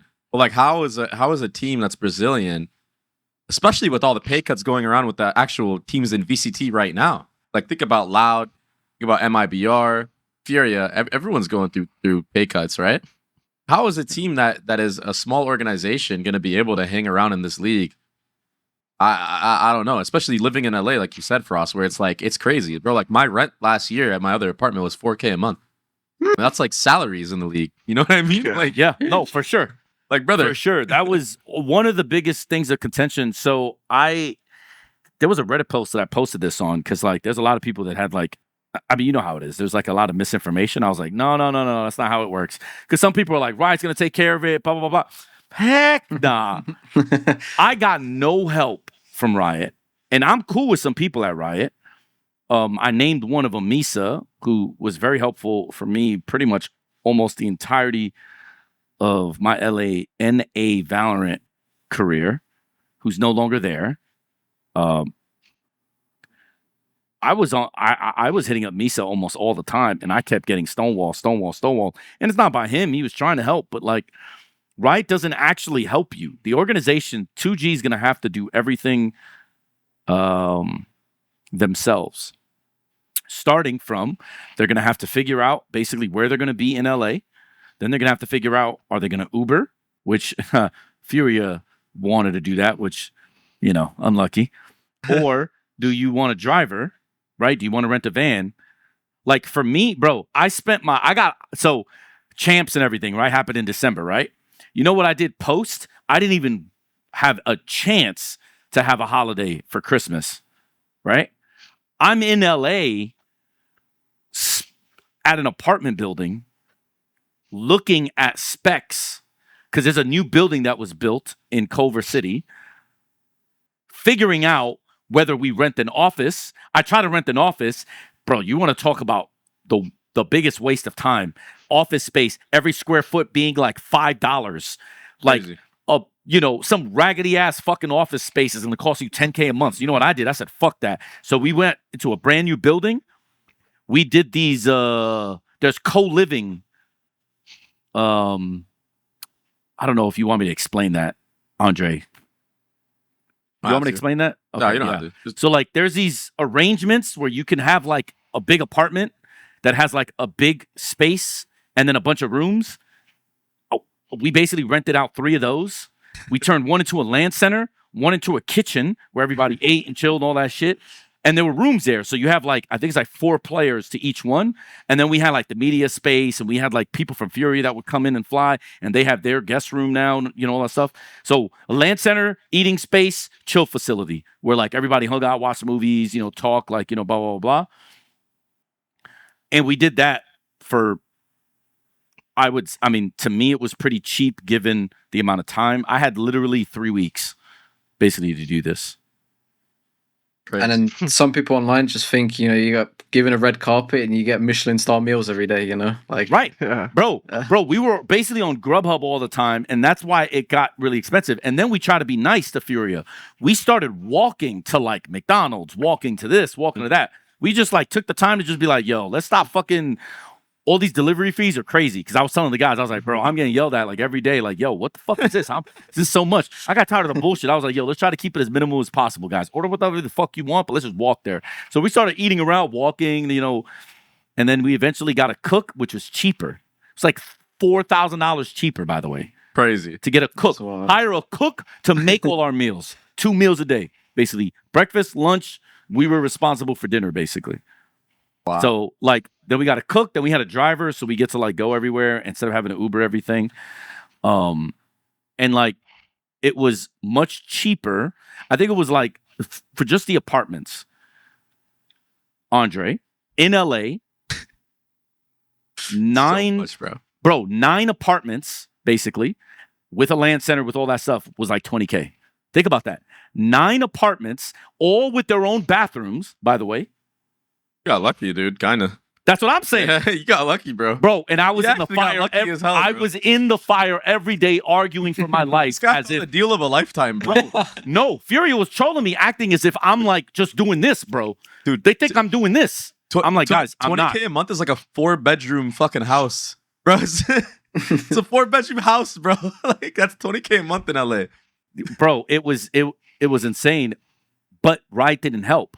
Loud, Furia, and Crew almost took the ODG office. Like I tried to set everybody up in one office because I knew that other people were going to go through the same thing we were going through. So I hit up LATAM, South America. Then I find out everybody beefs with each other and doesn't like each other. And I'm like, wait, what? Like the ownerships don't vibe? So they don't want to work together. So I'm like, oh, fuck. So now we can't have an office space. So then, okay, so we can't have an office space. Okay, so what's the next best thing?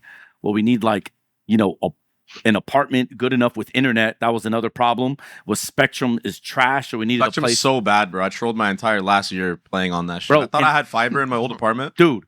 And And I didn't have it. I trolled so hard. And all of this, by the way, I'm talking to Riot in the midst of it. Like, guys, there's no way you guys don't help us. What, like, Furia hired an American, you're lucky. But, like, how do you not have anything to help them about where to go? Right? I can only imagine what 2G's going through because they're probably going to have to do this. And by the way, inflation has only gotten worse and costs have only gone up. hmm So I don't know anything about 2G. Apparently they have like a rich investor or something. Oh, okay. But all of this money is going to have to be front loaded. Whatever they're expecting. And by the way, I just want to point out, this is not me to shit on tier 2, but this is me kind of shitting on tier 2, for being honest. The program, when you got in your first year in the league, Yes. it was $1 million, right? Then when you got your skin money for the pistol everyone bought, they just took away a third of that. Said, "Yup, it's a 33% fee for getting your skin in the game, boys." So now, instead of $1 million, it was like, 600,000, 66, but obviously I'm wrong about some change because, you got to talk about taxes and some other bullshit and now this season they said they're going to cut the content portion, which, if I have my math correct, is another third. So 2G is walking into a partnership program that has been cut by 2/3, and they're about to go to LA in the most expensive time that anyone's ever done this, because obviously costs in LA and in America are at the highest point right now. Let's not get into that socio-political discussion here because that'll take forever, but it's actually really bad here in terms of like all over the world. All over the world, yes. But your purchasing power for the US dollar here is poop. I mean, it's just as bad in Europe. Unlucky. So, sorry to hear that. It's not like it used to be. So I feel terrible for 2G because this should be like the best time of their lives, and someone is about to go through the shit right now. Yep. So that's tough. But at least they do have more time. So that's But also, it sucks, man. How much value does this fucking 1 year in franchise really have for an organization? Like, how easy is it gonna get to if you don't have a what you call it, investor? right. How easy is it gonna be to convince somebody to invest in your 100%. 1 year franchise slot? And then guess what? The other teams that were grandfathered in, there's no relegation. So these motherfuckers could suck to the end of time. Yeah. But it don't matter. So, like, I feel terrible for you, LEGIJA, because you have, not to put you on the spot or anything, but the pressure you have this year is unlike anything. Oh, I love it. How does the relegation work exactly? How does it work? I have to make champs to maintain another year. Yeah. Wow. Yeah. And That's some shit. So it's gonna be 2 teams now. Let's say another team qualifies now from Ascension, correct? So it's gonna be 2 Ascension teams, us and the team that qualifies now. So let's say both make it to champs. We both have to play again. What's it called? We both go down the league. I We thought don't it was. maintain the slot. I thought it was whoever does. I thought it was whoever does best at champs. Yeah. And like that. I thought it was that. Oh, okay, person okay, true. Sorry. Whoever does best at champs will maintain the slot. Yes. It could still be hella RNG. And then the other one has to go play for it with the new team that's coming in. But think about the brackets this year and how like kind of crazy they were. Like real shit. Like that FPX bracket with like Sen, Gen G, and Oh, yeah, Heritage. you can get scuffed real quick. I mean, bro, like the seeding can like make your whole season or your whole life, your livelihood. The group Kind of crazy. 100%, bro. That's kind of crazy. Look, You get an I'm easy in a bracket and position you make where- it past groups, and the other team had the hard bracket. Like GG, bro. Bro, That's it. trust, I know. That happened to me in Berlin against Optic.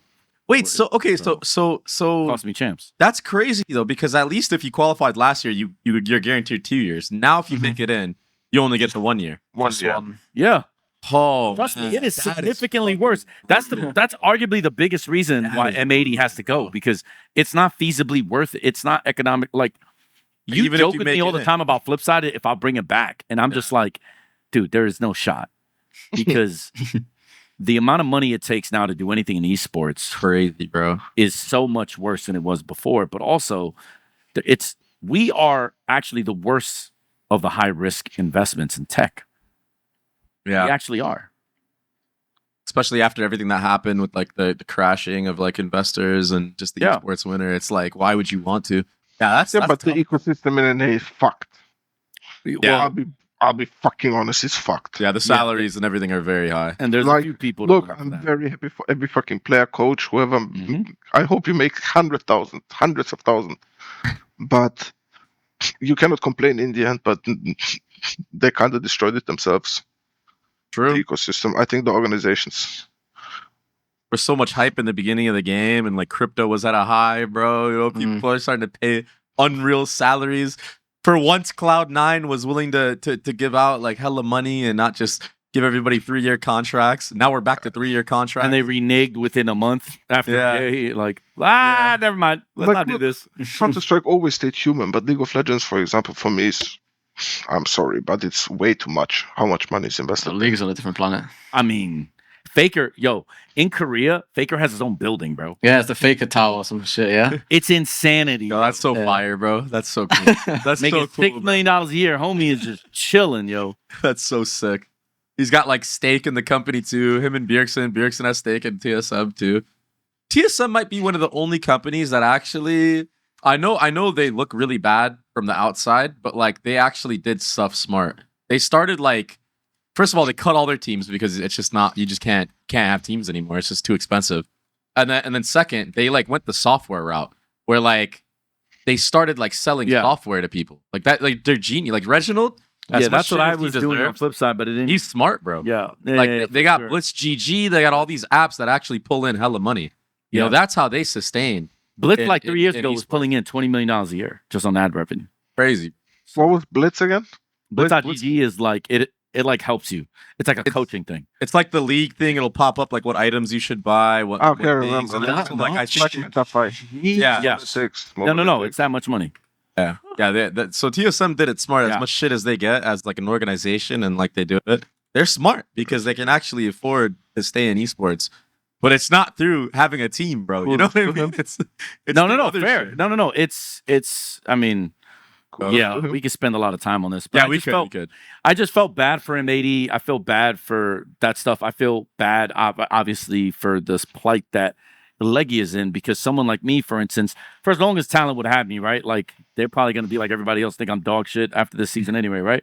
But, like, technically, if you get a job at a grandfathered org, you don't have to worry about this. You only have to worry about this if you ascend. And that, to me, is the crazy thing, is because ascending should be a big deal. Yeah. But it quickly becomes a nightmare when you think about it. Yeah. Because the amount of stress you got to be under, too. Yeah, right. It's a different level of stress. You don't have that comfortability. But also, at the same time, you're gonna have teams that ascend that might be way better than any of these motherfuckers that are actually in the league. Look at G2, right? Yeah. Like because G2, they're hungry for it, right? But that we will see now. This year is going to be the year where you get to really see if that works. Have you thought about that at all, soulcas? Like, has that sort of like crept in that, like, you know, this season for you actually means more than this season for everyone else? I mean, yeah, it is kind of like, I don't know, it does suck. It's just like another like 1 year kind of, it's like the year I just played now was like kind of like a 1 year thing, only if we win. And now this other thing that I'm going to play now is going to be another 1 year thing unless I make champs. And it's like, you know, no security at all. Yeah, there's no security, and it goes back to like the absolute root of the game as well. Like we said earlier, like the pistol rounds, the snowballing, the group stages, seeding, and like when you get to like especially like these big events, it's just like all these small little things add up, and then you have to make sure you get champs, or you're back to tier 7, and it's just like it's hella rough. You know, it's like it's not like a comfortable kind of cycle. You know, it's definitely nice to be those other orgs where you're kind of just, you know, you're safe. You're safe in Right's arms. Which is crazy to me too, because like, well, I'm like we all know the behind the scenes stuff, and there's just orgs that like just don't even have the money at all to be in. And it's like, it's crazy to me that Riot let in some of these orgs, probably knowing that, and not let in the orgs that actually had like major funding behind them. You know, like, and this is obviously me being salty, but like FaZe. Like, it's crazy that FaZe didn't make it in when they actually had a ton of money and they were burning money at the time, honestly. I mean, FaZe now runs at a smaller level for sure, but like these, like Optic, you know, like these are all orgs that have tons of funding behind them, you know, and they can actually sustain in the league.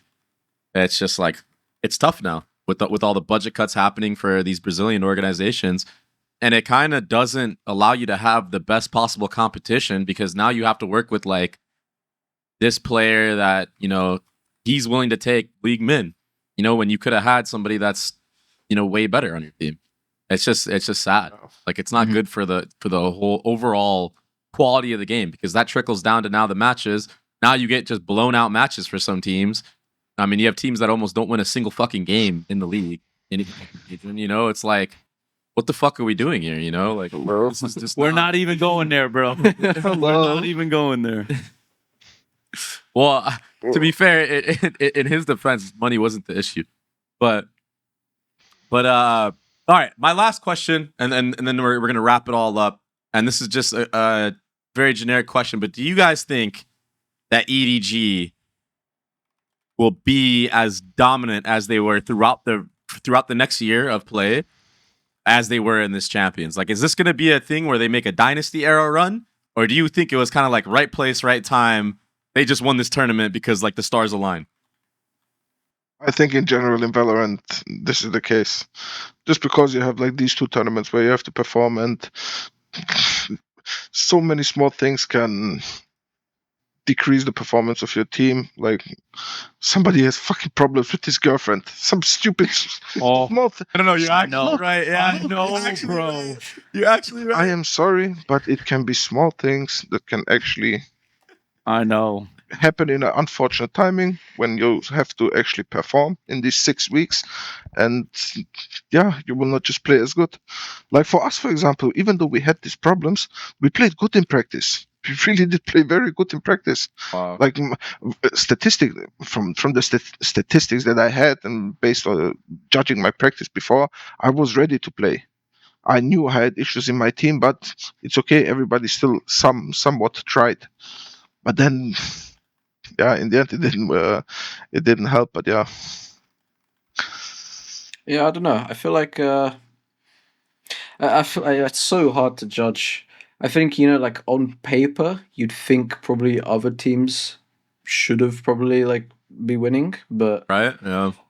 I think it kind of is at the end of the day. This is the game we play. Like it's not always like about on paper. It can be like just how it is at a tournament, and how they could be on like just a really good form and like a good streak. And I think it's really hard to judge. Like I think they have the potential to like make more grand finals, but it's hard to judge.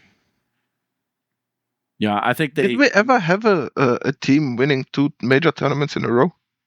No. I think didn't Fnatic win 2? I mean, they not champs, but you they can't won call 2. lock. No. Master champion. No. That's what he's talking about. But no. But he's talking about they won lock-in and then Tokyo. Oh, okay. Right? Yeah. But the problem is you can't. No one, in my opinion, no one should count lock-in because remember it was best of 1. And for perspective, we almost beat Fnatic 2 overtimes. And if we did, they're out round 2, and everyone's like, yeah, they're out round 2 because we beat T1, beat the shit out of T1 and Ban. Fucked his ass up, actually. Ban, he was on T1, we beat T1, and then we play Fnatic. If we beat Fnatic, they don't do that, and like what are we gonna go? Like, oh, we're the best? No. I mean, I'm not diminishing the fact that they were a good team. I'm just saying I don't believe that lock-in was a true major because it was best of 1 and like no one had practice, and then like the portables were hot and sweaty and smelly and people weren't practicing. It's fucked. Yeah. You remember? Yeah, you were on Liquid at the time. And as soon as it starts raining, you get 15% packet loss. Like, yeah. You're not even playing on LAN, bro. What do you mean? No. I meant like the prac rooms, like the prac rooms. Oh, yeah. Like they literally like they had like a mini stadium, and it had like many like pods like for every team with an open roof, by the way. Yeah, and so like you're getting rained on. We're in the portables, but yes, you could walk downstairs. Remember the stairs to go to the bathroom, soulcas in the back? Bro, those stairs, you could literally get water dripping down, bro. For a second, we were going to the dungeons when you go downstairs to those toilets. But yeah, it was shit was ass. That's one hell of an event. Yeah. bro. I heard from Golden Boy that he had to walk around with the fan the whole time. Bro, Yeah. He just runs hot naturally anyway. it's And so he was humid. dying.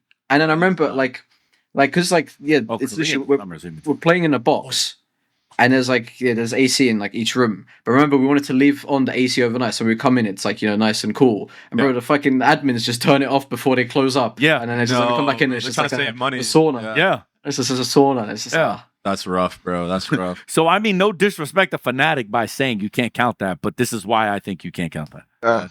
I also think. But no team has ever done that. Yeah, and you see it like it's always like, let's say, Heretics maybe is the only team now that I think is like very consistent. But Loud was at one point like the best team in the world.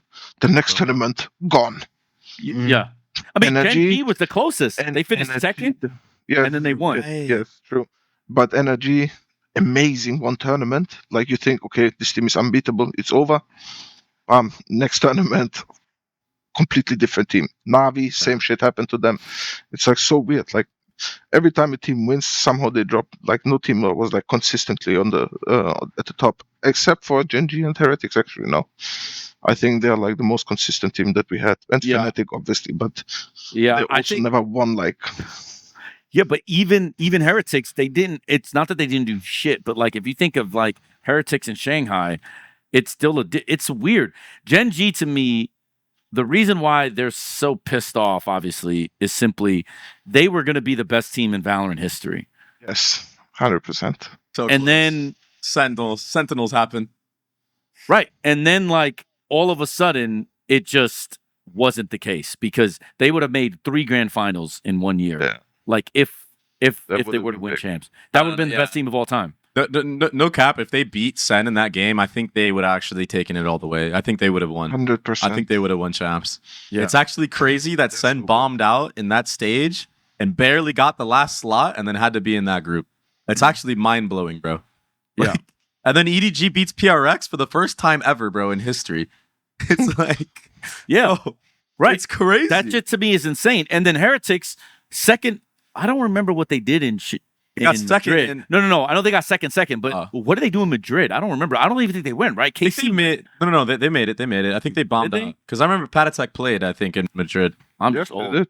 Let me check it out. Oh, okay. So then, yeah. So then they could have been, if they won it, they could have been considered one of the best They teams of did. all time.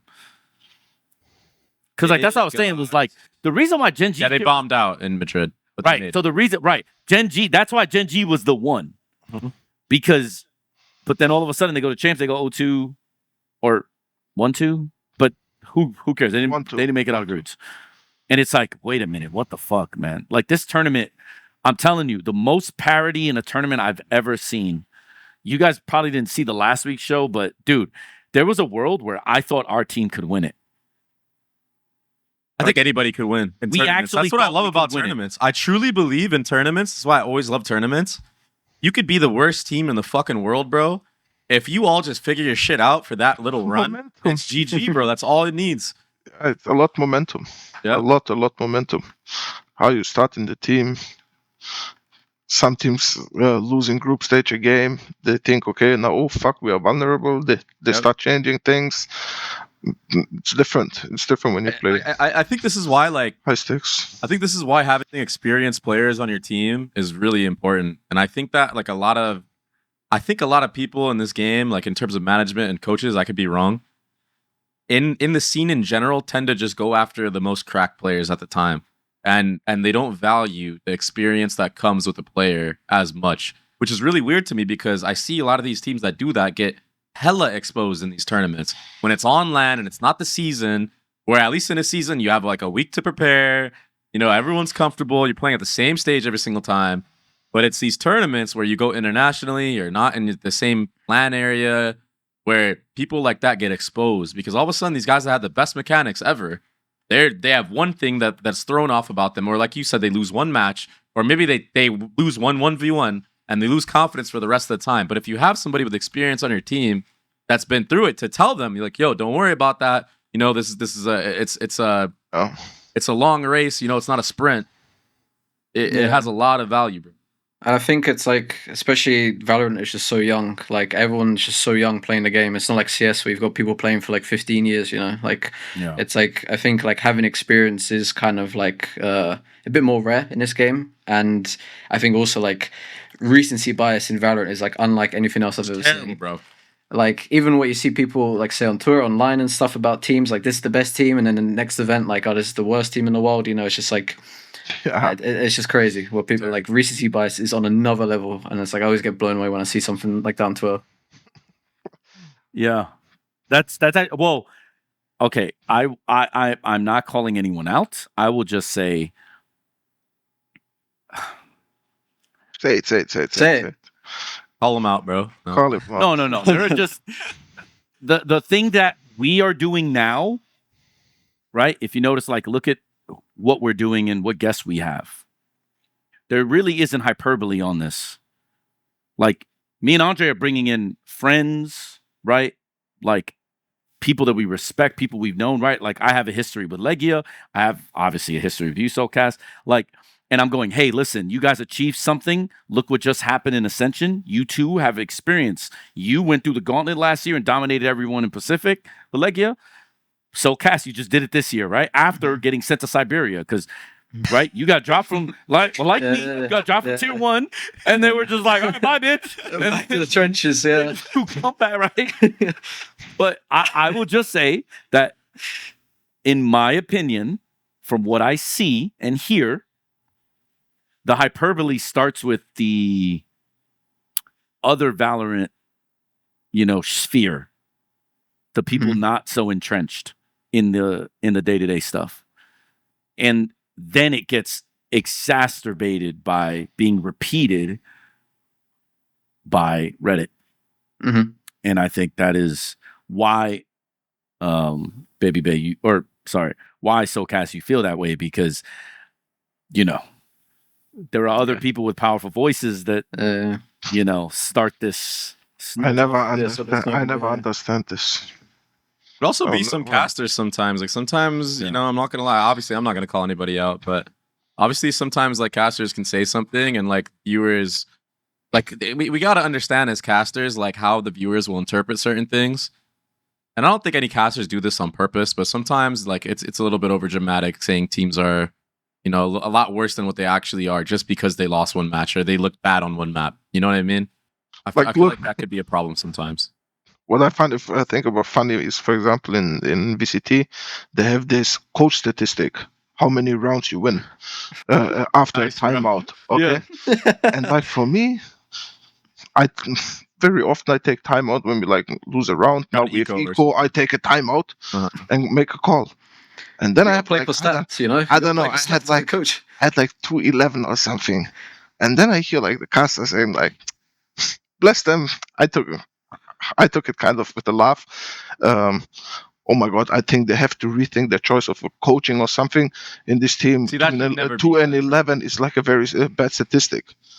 And like, it was the podcast with all these casters, and I even approached like one of them and I said like, look, I don't mind it, to be fair, but there's maybe some coaches who you could actually like really hurt with saying these things, and then all of a sudden like they apologize. I know often they don't do it intentionally, and it sometimes just comes out, but yeah, it's just funny. You'll be surprised. I don't care about these things at all anymore. Yeah. You'll be surprised how many people bring stuff up to me. Like, I'll give an example. I did one APAC interview this year where one of the questions I got was, hey, listen, I was listening to X. What do you think about X? Like, here's the thing. Here's what people are saying. What do you think about this? And I remember, it was innocuous at first, so like I didn't think about it. But then I thought about it afterwards, like, a month later, 2 months later, and I was like, bro, people really ask me about this shit. Like, people genuinely ask me about this. And I'm like, man, that's weird. So, yeah, I mean, it's a pretty, I don't want to say it's a big deal, because at the end of the day, we are sports and entertainment, whether any of us want to agree with this or not. This is what comes with it. Could you imagine if we're playing for Barcelona or some other shit? Oh my god. It is the scope is way insane. worse. But it's the same shit. Yeah. So I think part of our responsibility is to accept that and to embrace it. But I think on a personal level, for me and Andre, what we wanted to do with this is actually bring people that are involved, and we can just discuss what actually happens to us so that we have our we can write the narrative or correct the narrative, right? Like for this episode, we didn't jump on you, LEGIJA, last year. You're the one shitting on yourself. I normally have to deal with Andre going, yo, O2 barbecue this motherfucker loses to DRX. What's wrong with you? Turn me the better coach. All this other shit. He just tells me this. You're just throwing yourself in there. I wasn't going to do this to you at all. But you get to write your own narrative here by explaining whatever it is that you want, or we get to talk about all these things. All cool, brother. Yeah. All cool. Yeah, I mean, I think that's gonna be a wrap on this episode of SpikeTalk. I'm just gonna ask one last question, bro. I don't know what type of person you actually are, soulcas. Are you like a revenge guy, bro? Are you gonna be excited to like Team Liquid matchup to destroy Liquid, bro, for what they did to you? Well, I'm gonna be standing up. I'm gonna be watching I'm gonna be standing up like as a COD game. You know, those I watch like Optic at Champion who's standing up and just fucking. I'd love to like go like this. You know, it's like you need to find a new can. You know how can has the sniper shit. You need to figure one out. You got like 3 months. I've got a few ideas, but we'll see. We'll see. All right, because Loki Safe did the same thing this year, bro. Oh yeah, he had his big moment too, like where he just called him out. How did Liquid drop the ball so bad, man? It's actually, bro. I don't even want to get start, bro. No, we're not gonna get into it. I don't want to. That's a whole nother 2-hour episode. Yeah. So insane. Well, wait. I do have a question. How is having AvovA? I was gonna say how is having AvovA as a teammate, but you're just basically gonna be like, he's fucking awesome. He's great. Like team vibes. So yeah, it's actually you can't say anything about him, literally, because he is one of my, especially early, like during 100 Thieves. To me, he was probably the best controller player. The only reason I hesitated was because Sick from Sentinels also played it, but Sick is not a better controller player. I think Sick is a better player. He's just a good player, bro. Right? That guy was different. But AvovA was like the guy that I remember me and Nitro spent the most time on, like studying and looking, especially when Nitro was beginning to play Astra for us, when Astra was, OP. AvovA was like the guy that we looked at the most, and I still have respect for him. Because even when I had to play Smoke sometimes on Liquid, I'd watch AvovA VODs because he's the one guy who for 4 years of playing Valorant has only played Smokes, and even in ranked he's only playing Smokes. I'm like, bro, just have a day off, go play Jet. And he goes play Jet and he gets an ace with knives. I'm like, told you, just go have fun for me, take a break, have a day off. But yeah, this guy is I mean, I can go on for ages. I think we all know he's just super super good guy. His Astro on Split controls the game. He controls the game. It's just, so he was fucking awesome. Yeah, awesome teammate. All right, thank you guys for watching. Again, this is episode 22 of SpikeTalk. We'll be back again. These already 22 already, bro. Isn't that crazy? Damn. Nuts, man. I know. It's starting to pop, man. So older than most of my players, except for Cruz. Unlucky. Except for Cruz, unlucky. Guy just took a stray, bro, for no reason. Go sneak one. But yeah, thank you guys for watching. LEGIJA, you want any closing thoughts? What to expect for next season, bro? Obviously, we talked about how important this season is. Is there anything you want to say to the fans out there that you guys have? I mean, not really. Sorry for the disappointment. And I mean, I have to prove it now. And I'm very confident that I will. And that I will maintain the slot for another year. Awesome, brother. That's our expectations. That's what we aim for as an organization, as a team, with the players that I have or continue playing with, and with the players that we sign. Nice. All right, guys. Thank you guys for tuning in. Congrats again, brother, and good luck. Appreciate it. Thank you for having me. Take care, guys. Thank you, guys. Peace out, everybody.